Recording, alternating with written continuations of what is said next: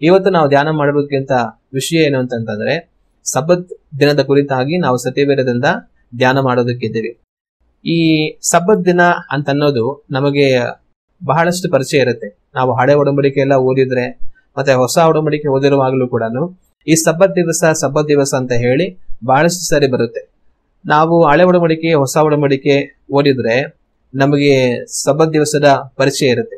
ಆಗ ಈ ಸಬ್ಬತ್ ದಿವಸ ಅಂದ್ರೆ ಅರ್ಥ ಏನು? ಈ ಸಬ್ಬತ್ ಅಂತ ಅಂತಾರಲ್ಲ, ಆ ಸಬ್ಬತ್ಗೆ ಅರ್ಥ ಏನು ಅಂತಂದ್ರೆ ಆ ಒಂದು ಪದ ಹೀಬ್ರ ಭಾಷೆಯಿಂದ ತೆಗೆದುಕೊಂಡಿರುವಂತದ್ದು. ಆ ಒಂದು ಪದಕ್ಕೆ ಅರ್ಥ ಏನು ಅಂತಂದ್ರೆ ವಿಶ್ರಾಂತಿ ಎಂಬುದಾಗಿ.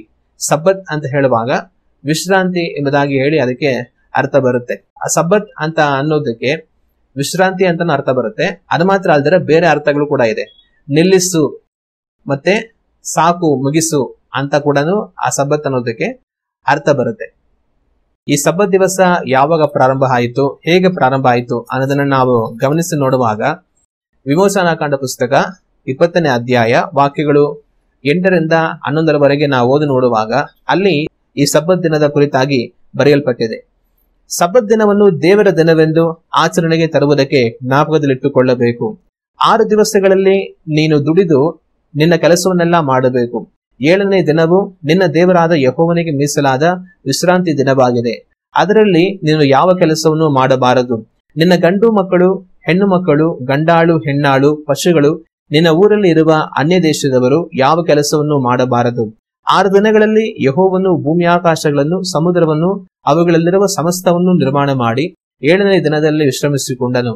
ಆದುದರಿಂದ ಯೆಹೋವನು ಸಬ್ಬತ್ ದಿನವನ್ನು ತನ್ನ ದಿನವಾಗಿರಲಿ ಎಂದು ಆಶೀರ್ವದಿಸಿದನು.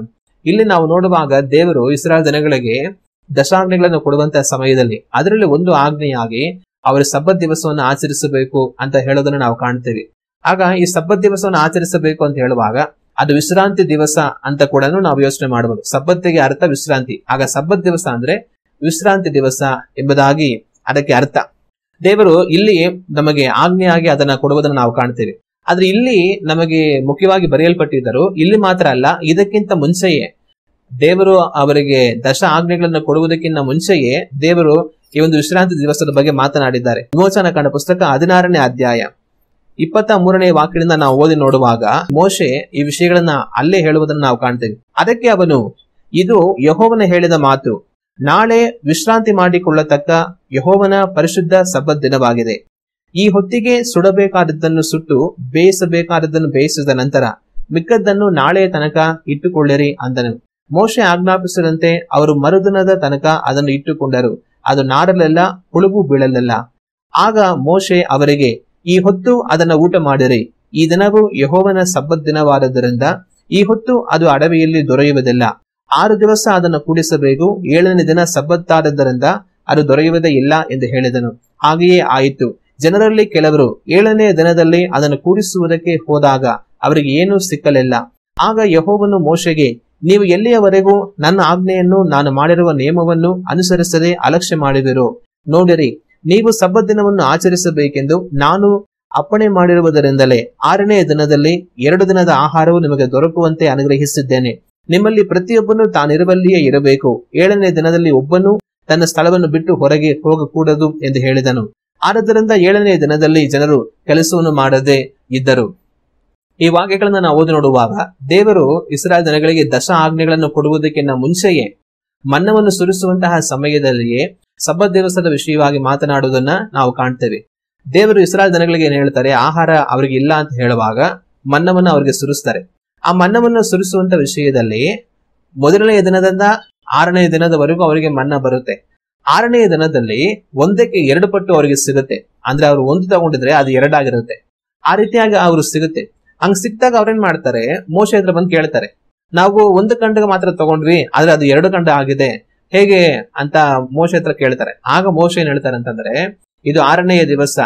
ಈ ದಿವಸ ಆದ ಮೇಲೆ ನಾಳೆ 7ನೇ ದಿವಸ ಸಬ್ಬತ್ ದಿವಸ, ಆವತ್ತು ವಿಶ್ರಾಂತಿಯ ದಿವಸ, ಆವತ್ತು ನಿಮಗೆ ಮನ್ನ ಸಿಗೋದಿಲ್ಲ. ಅದರಿಂದ ದೇವ್ರೇನ್ ಮಾಡಿದ್ದಾರೆ ಅಂತಂದ್ರೆ 6ನೇ ದಿನದಲ್ಲಿ ನಿಮಗೆ 2 ಪಟ್ಟು ಸಿಗೋ ಹಾಗೆ ಮಾಡಿದ್ದಾರೆ. ಅದರಿಂದ ನೀವೇನ್ ಮಾಡ್ಬೇಕು, ಇವತ್ತು ನಿಮಗೆ 2 ಪಟ್ಟು ಸಿಕ್ಕಿರುವಾಗ ಅದನ್ನ ಇವತ್ತು ಊಟ ಮಾಡಿ, ಮತ್ತೆ ನಾಳೆ ಕೂಡ ಅದನ್ನ ಉಳಿಸ್ಕೊಂಡು ನಾಳೆನೂ ಅಡಿಗೆ ಮಾಡಿ ಅದನ್ನ ಊಟ ಮಾಡಿ, ಮತ್ತೆ ನಾಳೆ ಅದು ನಮಗೆ ಎಲ್ಲೂ ಸಿಗೋದಿಲ್ಲ ಆಚೆಗಡೆ ಅಂತ ಹೇಳಿ ಕಳಿಸ್ತಾರೆ. ಆದ್ರೆ ಇವರಲ್ಲಿ ಕೆಲವರು ಏನ್ ಮಾಡ್ತಾರೆ, ಮತ್ತೆ ನಾಳೆ ಕೂಡ 7ನೇ ದಿನನೂ ಕೂಡ ಹೋಗಿ ಹುಡುಕಿ ನೋಡ್ತಾರೆ, ಅವ್ರಿಗೆ ಸಿಗೋದಿಲ್ಲ. ಆಗ ದೇವ್ರು ಅವ್ರನ್ನ ಗದರಿಸೋದನ್ನ ನಾವು ಕಾಣ್ತೀವಿ. ನೀವು ಎಷ್ಟುವರೆಗೂ ನಾನು ಮಾಡಿರುವಂತ ನಿಯಮಗಳನ್ನ ಕೈಗೊಳ್ಳೋದಿಲ್ಲ, ಈ ತರ ಅಲಕ್ಷ್ಯ ಮಾಡ್ತೀರಾ, ಹಿಂಗ್ ಮಾಡ್ಬೇಡಿ, ನಾನು ಹೇಳಿಲ್ವಾ ನೀವು 6 ದಿವಸ ಮಾತ್ರ ಕೂಡಿಸ್ಕೊಳ್ಬೇಕು, 7ನೇ ದಿವಸ ಸಿಗೋದಿಲ್ಲ ಅಂತ ಹೇಳಿ ನೀವ್ ಯಾಕೆ ಈ ತರ ಮಾಡ್ತೀರಾ ಅಂತ ದೇವ್ರು ಅವ್ರನ್ನ ಗದರಿಸುವುದನ್ನ ಈ ವಾಕ್ಯದಲ್ಲಿ ನಾವು ಕಾಣ್ತೀವಿ. ಆ ರೀತಿ ಮುಖ್ಯವಾಗಿ ದಶ ಆಜ್ಞೆಗಳಲ್ಲಿ ಸಬ್ಬತ್ ದಿವಸದ ಕುರಿತಾಗಿ ಬರೆಯಲ್ಪಟ್ಟಿದ್ದರೂ ಸಹ ದಶ ಆಜ್ಞೆಗಳು ಕೊಡುವುದಕ್ಕಿಂತ ಮುಂಚಿತವಾಗಿ ಮೋಶೆಯ ಸಂಗಡ ದೇವರು ಮಾತಾಡಿ, ಇಸ್ರಾಯೇಲ್ ಜನಗಳ ಸಂಗಡ ದೇವರು ಮಾತಾಡಿ ಆ ಮನ್ನವನ್ನು ಕೊಡುವಂತಹ ಸಮಯದಲ್ಲಿಯೇ ಸಬ್ಬತ್ ದಿವಸದ ಕುರಿತಾಗಿ ಅವರಿಗೆ ಹೇಳೋದನ್ನ ನಾವು ದೇವರ ವಾಕ್ಯದಲ್ಲಿ, ಈ ಸಬ್ಬತ್ ದಿವಸ ಯಾವಾಗ ಪ್ರಾರಂಭವಾಗಿ ಯಾವಾಗ ಮುಗಿಯುತ್ತೆ ಅಂತಂದ್ರೆ ಅದು ಶುಕ್ರವಾರದ ಸಂಜೆಯಿಂದ ಪ್ರಾರಂಭವಾಗಿ ಶನಿವಾರದ ಸಂಜೆಯವರೆಗೂ ಸಹ ಇರುತ್ತೆ. ಇಸ್ರಾಯೇಲ್ ಜನಗಳು ಶುಕ್ರವಾರದ ಸಂಜೆಯವರೆಗೂ ಕೆಲಸ ಮಾಡಬಹುದು. ಶುಕ್ರವಾರ ಸಂಜೆಯ ಮೇಲೆ ಅವರು ಸಾಧಾರಣವಾಗಿ ಮನೆಗೆ ಬಂದ್ಬಿಡ್ತಾರೆ, ಆಮೇಲೆ ಯಾರು ಕೆಲಸ ಮಾಡಲ್ಲ.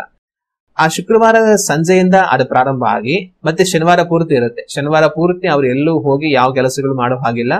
ಮತ್ತೆ ಶನಿವಾರ ಸಂಜೆ ಆದ ನಂತರ ಮತ್ತೆ ಕತ್ಲಾದ್ಮೇಲೆ ಯಾರು ಕೂಡ ಯಾವ ಕೆಲಸ ಮಾಡೋದಕ್ಕೆ ಹೋಗೋದಿಲ್ಲ. ಮತ್ತೆ ಅವ್ರಿಗೆ ಕೆಲಸ ಯಾವಾಗ ಪ್ರಾರಂಭ ಆಗುತ್ತೆ, ಭಾನುವಾರ ಬೆಳಿಗ್ಗೆ ವಾರದ ಮೊದಲನೆಯ ದಿವಸದಿಂದ ಅವರಿಗೆ ಕೆಲಸ ಪ್ರಾರಂಭವಾಗುತ್ತೆ. ಆಗ ದೇವರವರು ನೇಮಿಸಿಕೊಟ್ಟಂತ ಸಬ್ಬತ್ ದಿವಸ ಯಾವಾಗ್ಲಿಂದ ಯಾವಾಗವರೆಗೂ ಇರುತ್ತೆ ಅಂತಂದ್ರೆ ಶುಕ್ರವಾರ ರಾತ್ರಿಯಿಂದ ಮತ್ತೆ ಶನಿವಾರ ರಾತ್ರಿವರೆಗೂ ಇರುತ್ತೆ. ಅಂದ್ರೆ ಶನಿವಾರ ಪೂರ್ತಿ ಅವರಿಗೆ ವಿಶ್ರಾಂತಿಯ ದಿವಸ, ಭಾನುವಾರದಿಂದ ಮೊದಲನೆಯ ದಿನದಿಂದ ಅವ್ರ ಕೆಲಸವನ್ನು ಮಾಡಿಕೊಂಡು ಹೋಗಬಹುದು. ಈ ಸಬ್ಬತ್ ದಿವಸದಲ್ಲಿ ಅವರು ಏನನ್ನ ಮಾಡಬಾರದು ಅಂತಂದ್ರೆ ಅವರು ಯಾವ ಕೆಲಸವನ್ನು ಮಾಡಬಾರದು. ವಿಮೋಚನಾ ಕಾಂಡ ಪುಸ್ತಕ 16ನೇ ಅಧ್ಯಾಯ 29ನೇ ವಾಕ್ಯವನ್ನ ನಾವು ಓದಿ ನೋಡುವಾಗ ಆ ವಾಕ್ಯದಲ್ಲಿ ಈ ರೀತಿಯಾಗಿದೆ, ನೋಡಿರಿ, ನೀವು ಸಬ್ಬತ್ ದಿನವನ್ನು ಆಚರಣೆಗೆ ತರಬೇಕೆಂದು ನಾನು ಅಪ್ಪಣೆ ಮಾಡಿರುವುದರಿಂದಲೇ 6ನೆಯ ದಿನದಲ್ಲಿ 2 ದಿನದ ಆಹಾರವು ನಿಮಗೆ ದೊರಕುವಂತೆ ಅನುಗ್ರಹಿಸಿದ್ದಾನೆ. ನಿಮ್ಮಲ್ಲಿ ಪ್ರತಿಯೊಬ್ಬನು ತಾನಿರುವಲ್ಲಿಯೇ ಇರಬೇಕು. 7ನೆಯ ದಿನದಲ್ಲಿ ಒಬ್ಬನು ತನ್ನ ಸ್ಥಳವನ್ನು ಬಿಟ್ಟು ಹೊರಗೆ ಹೋಗಕೂಡದು ಎಂದು ಹೇಳಿದನು. ಆದ್ದರಿಂದ 7ನೆಯ ದಿನದಲ್ಲಿ ಜನರು ಕೆಲಸವನ್ನು ಮಾಡದೆ ಇದ್ದರು. ದೇವರು ಮುಖ್ಯವಾಗಿ ಸಬ್ಬತ್ ದಿನದಲ್ಲಿ ಅವ್ರು ಏನು ಮಾಡಬಾರದು ಅಂತ ಹೇಳಿದ್ರು ಅಂದ್ರೆ ಯಾವ ಕೆಲಸವನ್ನು ಮಾಡಬಾರದು, ತಾವಿರುವ ಸ್ಥಳದಿಂದ ಎಲ್ಲಿಗೂ ಹೋಗಬಾರದು. ಅಂದ್ರೆ ಸಾಧಾರಣವಾಗಿ ಅವ್ರ ಮನೇಲಿ ಇರ್ತಾರೆ, ಮನೇಲಿ ಇರಬೇಕು, ಎಲ್ಲೂ ಕೂಡ ಹೋಗ್ಬಾರ್ದು. ಸಾಮಾನ್ಯವಾಗಿ ಮನೆ ಬಿಟ್ಟು ಆಚೆ ಏನಕ್ಕೆ ಹೋಗ್ತಾರೆ, ಮನೆ ಬಿಟ್ಟು ಆಚೆ ಏನಕ್ಕೆ ಹೋಗ್ತಾರೆ ಅಂದ್ರೆ ಏನಕ್ಕಾದ್ರೂ ಕೆಲಸಕ್ಕೋಸ್ಕರ ಹೋಗ್ತಾರೆ. ದೇವ್ರು ಹೇಳ್ತಾರೆ ನೀವು ಮನೆಯಿಂದ ಆಚೆನೆ ಬರಬಾರ್ದು, ಮನೇಲೇ ಇರ್ರಿ, ವಿಶ್ರಾಂತಿಯಿಂದ ಇರ್ರಿ, ಯಾವ ಕೆಲಸವನ್ನು ಕೂಡ ಮಾಡಬೇಡಿ ಅಂತ ಅಲ್ಲಿ ಹೇಳೋದನ್ನ ಕಾಣ್ತೇವೆ. ಇನ್ನು ವಿಮೋಚನಾ ಕಾಂಡ ಪುಸ್ತಕ 20ನೇ ಅಧ್ಯಾಯ ವಾಕ್ಯಗಳು 9 ಮತ್ತು 10 ಓದಿ ನೋಡಿದರೆ ಅಲ್ಲೂ ಕೂಡ ಇದೇ ಕಾರ್ಯ ಬರೆಯಲ್ಪಟ್ಟಿದೆ. 6 ದಿನಗಳಲ್ಲಿ ನೀನು ದುಡಿದು ನಿನ್ನ ಕೆಲಸವನ್ನೆಲ್ಲ ಮಾಡಬೇಕು. 7ನೇ ದಿನವು ನಿನ್ನ ದೇವರಾದ ಯೆಹೋವನಿಗೆ ಮೀಸಲಾದ ವಿಶ್ರಾಂತಿ ದಿನವಾಗಿದೆ. ಅದರಲ್ಲಿ ನೀನು ಯಾವ ಕೆಲಸವನ್ನು ಮಾಡಬಾರದು. ನಿನ್ನ ಗಂಡು ಮಕ್ಕಳು, ಹೆಣ್ಣು ಮಕ್ಕಳು, ಗಂಡಾಳು, ಹೆಣ್ಣಾಳು, ಪಶುಗಳು, ನಿನ್ನ ಊರಲ್ಲಿ ಇರುವ ಅನ್ಯ ದೇಶದವರು ಯಾವ ಕೆಲಸವನ್ನು ಮಾಡಬಾರದು. ದೇವ್ರ ಏನ್ ಹೇಳ್ತಾರೆ ಅಂದ್ರೆ ಆ ದಿನದಲ್ಲಿ ನೀವಾಗಿರ್ಲಿ, ನಿಮ್ಮ ಗಂಡು ಮಕ್ಕಳಾಗಿರ್ಲಿ, ಹೆಣ್ಣು ಮಕ್ಕಳಾಗಿರ್ಲಿ, ನಿಮ್ಮ ಮನೆಯಿರುವಂತ ಗಂಡಾಳುಗಳಾಗಿರ್ಲಿ, ಹೆಣ್ಣಾಳುಗಳಾಗಿರ್ಲಿ, ಮತ್ತೆ ನಿಮ್ಮ ಮನೆಯಿರುವಂತ ಪಶುಗಳೇ ಆಗಿರ್ಲಿ, ಯಾವ ಪಶುಗಳಿಂದನೂ ಯಾವ ಕೆಲಸವನ್ನ ಮಾಡಿಸಬಾರದು. ನಿಮ್ಮ ದೇಶದಲ್ಲಿ ಇಳಿದುಕೊಂಡಿರುವಂತ ಅನ್ಯ ದೇಶದವರು, ಒಂದು ವೇಳೆ ಬೇರೆ ದೇಶಗಳಿಂದ ಬಂದು ನಿಮ್ಮ ದೇಶದಲ್ಲಿ ಉಳಿದುಕೊಂಡಿರುವಂತವರು ಸಹ ಯಾರು ಯಾವ ಕೆಲಸವನ್ನು ಮಾಡಬಾರದು. ಎಲ್ಲರಿಗೂ ಇಡೀ ದೇಶ ಪೂರ್ತಿ ಆ ದಿವಸ ವಿಶ್ರಾಂತಿ ದಿವಸ. ಎಲ್ಲರೂ ನಿಮ್ಮ ನಿಮ್ಮ ಕೆಲಸಗಳನ್ನು ಬಿಟ್ಟು ನೀವು ವಿಶ್ರಾಂತಿಯಿಂದ ಇರಬೇಕಂತ ಹೇಳಿ ದೇವರು ಅವರಿಗೆ ಹೇಳೋದನ್ನ ನಾವು ಕಾಣ್ತೇವೆ. ಆ ರೀತಿ ಅವರು ಸಬ್ಬತ್ ದಿವಸದಲ್ಲಿ ಯಾವ ಕೆಲಸಗಳನ್ನು ಮಾಡಬಾರದು, ಎಲ್ಲಾ ಕೆಲಸವನ್ನ ಬಿಟ್ಟು ಮನೆಯಲ್ಲಿ ವಿಶ್ರಾಂತಿಯಿಂದ ಅವರು ಇರಬೇಕು. ಸಬ್ಬತ್ ದಿವಸದಲ್ಲಿ ಕೆಲಸವನ್ನು ಮಾಡಬಾರದು. ಆದ್ರೆ ಇನ್ನು ಏನ್ ಮಾಡಬಹುದು ಸಬ್ಬತ್ ದಿವಸದಲ್ಲಿ ಅಂತಂದ್ರೆ ನಾವು ಯಾಜಕ ಕಾಂಡ ಪುಸ್ತಕ 23ನೇ ಅಧ್ಯಾಯ 3ನೇ ವಾಕ್ಯವನ್ನ ಓದಿ ನೋಡುವಾಗ ಈ ವಾಕ್ಯದಲ್ಲಿ ಈ ರೀತಿಯಾಗಿದೆ, 6 ದಿನಗಳಲ್ಲಿ ನೀವು ಕೆಲಸವನ್ನು ನಡೆಸಬೇಕು. 7ನೇ ದಿನವು ಯಾವ ಕೆಲಸವನ್ನು ಮಾಡಕೂಡದ ಸಬ್ಬತ್ ದಿನವಾಗಿದೆ. ಅದರಲ್ಲಿ ದೇವರ ಆರಾಧನೆಗಾಗಿ ಸಭೆಗೂಡಬೇಕು. ಆ ದಿನದಲ್ಲಿ ಯಾವ ವಿಧವಾದ ಕೆಲಸವನ್ನು ಮಾಡಕೂಡದು. ನಿಮ್ಮ ಎಲ್ಲಾ ನಿವಾಸ ಸ್ಥಾನಗಳಲ್ಲಿ ಅದು ಯೆಹೋವನಿಗೆ ಮೀಸಲಾದ ವಿಶ್ರಾಂತಿ ದಿನವಾಗಿದೆ. ಇಲ್ಲಿ ಇಸ್ರಾಯೇಲ್ ದಿನಗಳಿಗೆ ದೇವರು ಹೇಳುತ್ತಾ ನೀವು 6 ದಿನ ಕೆಲಸ ಮಾಡಬೇಕು, 7ನೇ ದಿವಸ ಸಬ್ಬತ್ ದಿವಸವಾಗಿದೆ, ಅಂದ್ರೆ ವಿಶ್ರಾಂತಿ ದಿವಸವಾಗಿದೆ. ಆ ದಿವಸದಲ್ಲಿ ಯಾವ ಕೆಲಸವನ್ನು ಮಾಡಬಾರದು. ಆದ್ರೆ ಏನ್ ಮಾಡಬೇಕು ಅನ್ನೋದನ್ನ ಅವ್ರು ಹೇಳ್ತಾರೆ. ಏನ್ ಮಾಡಬೇಕು ಅಂತಂದ್ರೆ ಅದರಲ್ಲಿ ದೇವರ ಆರಾಧನೆಗಾಗಿ ಸಭೆಗೂಡಬೇಕು. ನೀವು ವಿಶ್ರಾಂತಿ ದಿವಸದಲ್ಲಿ ಸಬ್ಬತ್ ದಿವಸದಲ್ಲಿ ದೇವರನ್ನ ಆರಾಧನೆ ಮಾಡುವುದಕ್ಕಾಗಿ ಸಭೆಯಾಗಿ ಕೂಡಿ ಬರಬೇಕಂತ ಹೇಳಿ ದೇವರ ಇಸ್ರಾಯೇಲ್ ಜನಗಳಿಗೆ ಹೇಳೋದನ್ನ ನಾವು ಕಾಣ್ತೀವಿ. ಆದ್ರೆ ಇಲ್ಲಿ ಬರೆಯಲ್ಪಟ್ಟಿರುವಂತ ಈ ವಾಕ್ಯದ ವಿಷಯವಾಗಿ ಸಬ್ಬತ್ ದಿವಸದಲ್ಲಿ ಅವರು ಸಭೆಯಾಗಿ ಕೂಡಿ ಬಂದು ದೇವರನ್ನ ಆರಾಧಿಸಬೇಕಂತ ಹೇಳಿ ಇಲ್ಲಿ ಬರೆಯಲ್ಪಟ್ಟಿರುವಂತ ವಿಷಯವಾಗಿ 2 ವಿಧವಾದ ಅಭಿಪ್ರಾಯ ಹೇಳ್ತಾರೆ. ವೇದ ಪಂಡಿತರು ಹೇಳುವಂತ ಒಂದು ಮಾತೇನಂದ್ರೆ, ಕೆಲವರು ಈ ವಾಕ್ಯದ ಪ್ರಕಾರ ಪ್ರತಿಯೊಂದು ಸಬ್ಬತ್ ದಿವಸದಲ್ಲಿ ಅವ್ರು ಒಟ್ಟಾಗಿ ಕೂಡಿ ಬಂದು ದೇವರನ್ನ ಆರಾಧನೆ ಮಾಡಬೇಕು ಅಂತ ಕೆಲವರು ಹೇಳ್ತಾರೆ. ಇನ್ನು ಕೆಲ ವೇದ ಪಂಡಿತರು ಏನ್ ಹೇಳ್ತಾರೆ ಅಂದ್ರೆ, ಈ ಒಂದು ಸಬ್ಬತ್ ಆರಾಧನೆ ವಾರ ವಾರ ಮಾಡಬೇಕು ಅಂತಲ್ಲ, ದೇವರು ಪ್ರಧಾನವಾಗಿ ಸಬ್ಬತ್ ದಿವಸವನ್ನು ಅವರಿಗೆ ನೇಮಿಸಿ ಕೊಟ್ಟಿದ್ದು ಅವರು ಯಾವ ಕೆಲಸವನ್ನು ಮಾಡದೆ ಮನೆಯಲ್ಲಿ ಸುಮ್ಮನೆ ಇರಬೇಕು, ವಿಶ್ರಾಂತಿಯಿಂದ ಇರಬೇಕು ಅಂತ ಮಾತ್ರ ದೇವರು ಹೇಳಿದ್ದು. ಆದ್ರೆ ಇಲ್ಲಿ ಸಬ್ಬತ್ ದಿನದಲ್ಲಿ ದೇವರ ಆರಾಧನೆಗೆ ಸಭೆಗೂಡಬೇಕು ಅಂತ ಹೇಳುವಾಗ ಕೆಲವೊಂದು ವಿಶೇಷವಾದ ಸಬ್ಬತ್ ದಿವಸಗಳು, ಹಾಗಂತಂದ್ರೆ ಅವರು ಪಸ್ಕ ಹಬ್ಬವನ್ನು ಮಾಡಬೇಕು, ಮತ್ತೆ 7 ದಿನಗಳು ಹುಳಿ ಇಲ್ಲದಿರುವಂತ ರೊಟ್ಟಿನ ತಿನ್ನುವಂತ ಹಬ್ಬವನ್ನು ಮಾಡಬೇಕು, ಇನ್ನು ಹಲವಾರು ಹಬ್ಬಗಳು ಮಾಡ್ಬೇಕಂತ ದೇವರು ಹೇಳಿದ್ರು. ಆ ಹಬ್ಬಗಳು ಮಾಡುವಂತ ಸಮಯದಲ್ಲಿ, ಆ ಹಬ್ಬಗಳಿಗಿಂತ ಮೊದಲು ಅಥವಾ ಹಬ್ಬ ಮಾಡ್ತಾ ಇರುವಂತ ಸಮಯದಲ್ಲೇ ಅಥವಾ ಹಬ್ಬ ಮುಗಿದ ನಂತರ ಕೊನೆಯಲ್ಲಿ ಕೆಲವೊಂದು ಸಾರಿ ಸಬ್ಬತ್ ದಿವಸಗಳು ಬರ್ತಾ ಇತ್ತು. ಆಗ ಆ ಸಬ್ಬತ್ ದಿವಸಗಳು ಅಂದ್ರೆ ಹಬ್ಬಗಳನ್ನು ಮಾಡುವಂತ ಸಮಯದಲ್ಲಿ ಜೊತೆಯಾಗಿ ಬರುವಂತ ಸಬ್ಬತ್ ದಿವಸಗಳಲ್ಲಿ ವಿಶೇಷವಾಗಿ ಅವರ ಆರಾಧನೆಗಾಗಿ ಕೂಡಿ ಬರಬೇಕು. ಆದ್ರೆ ಹಬ್ಬಗಳು ಇಲ್ಲದೆ ಸಾಧಾರಣವಾಗಿ ವಾರ ವಾರ ಬರುವಂತ ಸಬ್ಬತ್ ದಿವಸದಲ್ಲಿ ಅವರ ಆರಾಧನೆಗಾಗಿ ಕೂಡಿ ಬರ್ಬೇಕಂತ ಇರಲಿಲ್ಲ. ಆಗ ಅವರು ವಿಶ್ರಾಂತಿಯಿಂದ ಮನೇಲಿ ಇರ್ಬೇಕಷ್ಟೇನೆ. ದೇವರು ಮಾಡಿದಂತ ಉಪಕಾರಗಳನ್ನು ಸ್ಮರಿಸಿ ದೇವರನ್ನ ಅವ್ರ ಮನೆಯಲ್ಲಿ ಮಹಿಮೆ ಪಡಿಸಬೇಕು, ಸಭೆಯಾಗಿ ಕೂಡಿ ಬರ್ಬೇಕಂತ ಇರಲಿಲ್ಲ. ಹಬ್ಬಗಳು ಬರುವಂತ ಸಮಯದಲ್ಲಿ ಬರುವಂತ ವಿಶೇಷವಾದ ಸಬ್ಬತ್ ದಿನಗಳಲ್ಲಿ ಅವರು ದೇವರ ಆರಾಧನೆಗಾಗಿ ಸಭೆ ಕೂಡ್ತಾ ಇದ್ರು. ಆದ್ರೆ 2 ತರ ಹೇಳ್ತಾರೆ. ಹೇಗೋ ಅವ್ರು ವಾರ ವಾರ ಸಭೆ ಕೂಡಿದ್ರು ಸರಿ, ಹಬ್ಬಗಳು ಬರುವಂತ ಸಮಯದಲ್ಲಿ ಸಭೆಯಾಗಿ ಕೂಡಿ ಬಂದ್ರೆ ಸರಿ, ಸಬ್ಬತ್ ದಿನದಲ್ಲಿ ಅವರು ದೇವರನ್ನ ಆರಾಧನೆ ಮಾಡೋ ಹಾಗೆ ದೇವರು ಅವರನ್ನ ಪ್ರೇರೇಪಿಸುವಂತದನ್ನ ನಾವು ದೇವರ ವಾಕ್ಯದಲ್ಲಿ ಕಾಣ್ತೇವೆ. ಆಗ ಸಬ್ಬತ್ ದಿನದಲ್ಲಿ ಅವ್ರು ಏನ್ ಮಾಡಬಾರದು ಅಂತಂದ್ರೆ ಒಂದು ಕೆಲಸವನ್ನು ಮಾಡಬಾರದು. ಆದ್ರೆ ಇನ್ನೇನ್ ಮಾಡ್ಬೇಕು ಅಂತಂದ್ರೆ ಅವರು ದೇವರನ್ನ ಆರಾಧನೆ ಮಾಡಬೇಕು. ದೇವರ ವಾಕ್ಯದಲ್ಲಿ ನಾವು ನೋಡುವಾಗ ಹೊಸ ಒಡಂಬಡಿಕೆಯನ್ನೆಲ್ಲ ನಾವು ಓದುತ್ತಾ ಬರುವ ಸಮಯದಲ್ಲಿ ನಮ್ಮ ಕರ್ತನಾದ ಯೇಸು ಕ್ರಿಸ್ತನು ಸೇವೆ ಮಾಡುತ್ತಿದ್ದಂತ ದಿನಗಳಲ್ಲಿ ಅವರು ಎಲ್ಲಾ ಕಡೆಗಳಲ್ಲಿ ಹೋಗಿ ಯಹೂದ್ಯರ ಆರಾಧನೆಯ ಮಂದಿರದಲ್ಲಿ ಅವರು ವಾಕ್ಯವನ್ನು ಪ್ರಸಂಗ ಮಾಡೋದನ್ನ ನಾವು ಕಾಣ್ತೇವೆ. ಅವರು ಸಬ್ಬತ್ ದಿನದಲ್ಲಿ ಎಲ್ಲ ಒಟ್ಟಾಗಿ ಕೂಡಿ ಬಂದು ಅವರು ದೇವರನ್ನ ಆರಾಧನೆ ಮಾಡುವಾಗ ಅಲ್ಲಿ ಹೋಗಿ ವ್ಯಾಧಿಗ್ರಸ್ತರನ್ನ ಗುಣ ಮಾಡೋದು, ಅವ್ರಿಗೆ ವಾಕ್ಯವನ್ನು ಬೋಧನೆ ಮಾಡೋದು, ಇದನ್ನೆಲ್ಲ ನಾವು ದೇವರ ವಾಕ್ಯದಲ್ಲಿ ಕಾಣ್ತೀವಿ. ಆ ಸಮಯದಲ್ಲೇ ಕೆಲವರು ಏನ್ ಮಾಡ್ತಾರೆ, ಯೇಸು ಸ್ವಾಮಿ ಆ ಒಂದು ಸಬ್ಬತ್ ಆರಾಧನೆ ದಿನದಲ್ಲಿ ಕೂಡಿ ಬಂದಿರುವಾಗ ಕೆಲ ರೋಗಿಗಳನ್ನ ವಾಸಿ ಮಾಡಿದ್ರೆ ಸಬ್ಬತ್ ದಿವಸದಲ್ಲಿ ರೋಗವನ್ನು ವಾಸಿ ಮಾಡಿಸಿಕೊಳ್ಳಬೇಡಿರಿ, ಮಿಕ್ಕ 6 ದಿನಗಳಿದೆ, ಆವತ್ತು ಬಂದು ವಾಸಿ ಮಾಡಿಸ್ಕೊಳ್ಳಿ, ಇವತ್ತು ಮಾಡಿಸ್ಕೊಳ್ಳಬೇಡಿ ಅಂತ ಕೆಲವರು ಹೇಳಿ ಮಾತನಾಡೋದನ್ನ ದೇವರ ವಾಕ್ಯದಲ್ಲಿ ನಾವು ಕಾಣ್ತೀವಿ. ಆಗ ಯೇಸು ಸ್ವಾಮಿ ಸೇವೆ ಮಾಡ್ತಾ ಇದ್ದಂತ ಕಾಲದಲ್ಲಿ ಎಲ್ಲಾ ಕಡೆಗಳಲ್ಲಿ ಆರಾಧನೆ ಸ್ಥಳಗಳಿತ್ತು. ಯೇಸು ಸ್ವಾಮಿ ಹೋಗಿ ಹೋಗಿ ಆ ಎಲ್ಲಾ ಸಭಾ ಮಂದಿರಗಳಲ್ಲಿ ವಾಕ್ಯವನ್ನು ಉಪದೇಶ ಮಾಡ್ತಾ ಇದ್ರು ಅಂತ ದೇವರ ವಾಕ್ಯದಲ್ಲಿ ಕಾಣ್ತೀವಿ. ಆಗ ಈ ಒಂದು ಸಭಾ ಮಂದಿರಗಳು ಎಲ್ಲಿಂದ ಬಂತು? ಅದನ್ನ ನಾವು ಇಂಗ್ಲಿಷ್ ಅಲ್ಲಿ ಹೇಳುವಾಗ ಸಿನೋಗಾಗ್ಸ್ ಅಂತ ಕರೀತಾರೆ. ಸಿನೋಗಾಗ್ ಅಂತಂತಂದ್ರೆ ಒಂದು ಯಹೂದ್ಯರ ಆರಾಧನೆ ಮಂದಿರ. ಯಹೂದ್ಯರು ಕೂಡಿ ಬಂದು ದೇವರನ್ನ ಆರಾಧನೆ ಮಾಡಿ ಅವರು ಧರ್ಮಶಾಸ್ತ್ರವನ್ನ ಧ್ಯಾನ ಮಾಡಿ ಹೋಗ್ತಾರೆ. ಅದನ್ನ ಸಿನೋಗಾಗ್ ಅಂತ ಇಂಗ್ಲಿಷ್ ಅಲ್ಲಿ ಕರೀತಾರೆ. ಕನ್ನಡದಲ್ಲಿ ನಾವು ಸಭಾ ಮಂದಿರ ಅಂತ ಕರಿತೀವಿ. ಯಹೂದ್ಯರು ಕೂಡಿ ಬಂದು ದೇವರನ್ನ ಆರಾಧನೆ ಮಾಡುವಂತ ಸಭಾ ಮಂದಿರ ಎಂಬುದಾಗಿ ಹೇಳಿ ನಾವು ಕರಿತೀವಿ. ಆದ್ರೆ ಈ ಸಭಾ ಮಂದಿರ ಹಳೆ ಒಡಂಬಡಿಕೆಯಲ್ಲಿ ದೇವರು ಎಲ್ಲೂ ಹೇಳಲಿಲ್ಲ. ದೇವರು ಗೂಡಾರವನ್ನು ಕಟ್ಟೋದಕ್ಕೆ ಮೋಶೆಗೆ ಹೇಳಿದ್ರು, ಯಜ್ಞವೇದಿಯನ್ನು ಕಟ್ಟೋದಕ್ಕೆ ಮತ್ತೆ ಮಂಜೂಷವನ್ನು ಮಾಡೋದಕ್ಕೆ ಆ ದೇವರ ಗೂಡಾರಕ್ಕೆ ಸಂಬಂಧಪಟ್ಟಂತ ಹಲವು ಕಾರ್ಯಗಳನ್ನು ದೇವರು ಹೇಳಿದ್ರು. ಆದ್ರೆ ಎಲ್ಲೂ ಕೂಡ ದೇವರು ನೀವು ಒಂದು ಸಭೆಯ ಒಂದು ಸ್ಥಳವನ್ನ ಸಿದ್ಧ ಮಾಡಿ ಅಲ್ಲಿ ಎಲ್ಲರೂ ಒಟ್ಟಾಗಿ ಅಲ್ಲಿ ಕೂಡಿ ಬಂದು ನೀವು ಆರಾಧನೆ ಮಾಡ್ಬೇಕಂತ ಎಲ್ಲೂ ದೇವರು ಹೇಳಲಿಲ್ಲ. ದೇವರ ಆಲಯವನ್ನು ಕಟ್ಟೋದಕ್ಕೆ ಮಾತ್ರ ದೇವರು ಹೇಳಿದ್ರು, ಗೂಡಾರವನ್ನು ಹೇಳಿದ್ರು, ಅಲ್ಲಿ ಎಲ್ಲರೂ ಬಂದು ಯಜ್ಞವನ್ನು ಮಾಡ್ಬೇಕಂತ ಹೇಳಿದ್ರು. ಆದ್ರೆ ಆ ಗೂಡಾರ ಇರುವಂತ ಸ್ಥಳದಲ್ಲಿ ಹೋಗಿ ಯಜ್ಞವನ್ನ ಮಾಡುವಂತದ್ದು ಕೆಲವೊಂದು ಮುಖ್ಯವಾದ ಸಂದರ್ಭಗಳಲ್ಲಿ ಮಾತ್ರನೇ. ಇಡೀ ದೇಶವೆಲ್ಲ ಜನಗಳು ಕೂಡಿ ಬಂದು ಅಲ್ಲಿ ಬಲಿಯನ್ನು ಅರ್ಪಿಸಿ ದೇವರನ್ನ ಆರಾಧನೆ ಮಾಡ್ತಾ ಇದ್ರು. ಆದ್ರೆ ವಾರ ವಾರ ಇಡೀ ದೇಶದಲ್ಲಿರುವಂತ ಎಲ್ಲಾ ಜನಗಳು ಒಂದು ಗೂಡಾರದ ಬಳಿಯಲ್ಲಿ ಬಂದು ಅಲ್ಲೇ ದೇವರನ್ನ ಆರಾಧನೆ ಮಾಡ್ಬೇಕಂದ್ರೆ ಅದು ತುಂಬಾ ಕಷ್ಟ ಆಗುತ್ತೆ. ಲಕ್ಷಾಂತರ ಜನ ಇರ್ತಾರೆ, ಅವರೆಲ್ಲರೂ ವಾರ ವಾರ ಅಲ್ಲೇ ಬರ್ಬೇಕಂದ್ರೆ ಅದು ತುಂಬಾ ಕಷ್ಟ ಆಗುತ್ತೆ. ಅದರಿಂದ ಏನ್ ಮಾಡ್ತಾ ಇದ್ರು, ಆ ದೇವರ ಗೂಡಾರದ ಬಳಿಗೆ ಅಥವಾ ಸೊಲೊಮೋನ್ ಕಟ್ಟಿದಂತ ಆ ದೇವಾಲಯದ ಬಳಿಗೆ ಕೆಲವೊಂದು ಹಬ್ಬಗಳ ಸಮಯದಲ್ಲಿ ಮಾತ್ರನೇ, ಸಾಮಾನ್ಯವಾಗಿ ಪಸ್ಕ ಹಬ್ಬ ಮಾಡುವಾಗ ಬೇರೆ ಹಬ್ಬಗಳು ಮಾಡುವಂತ ಸಮಯದಲ್ಲಿ ಯೆರೂಸಲೇಮಿಗೆ ಹೋಗಿ ಅವರು ದೇವರನ್ನ ಆರಾಧನೆ ಮಾಡ್ತಾ ಇದ್ರು.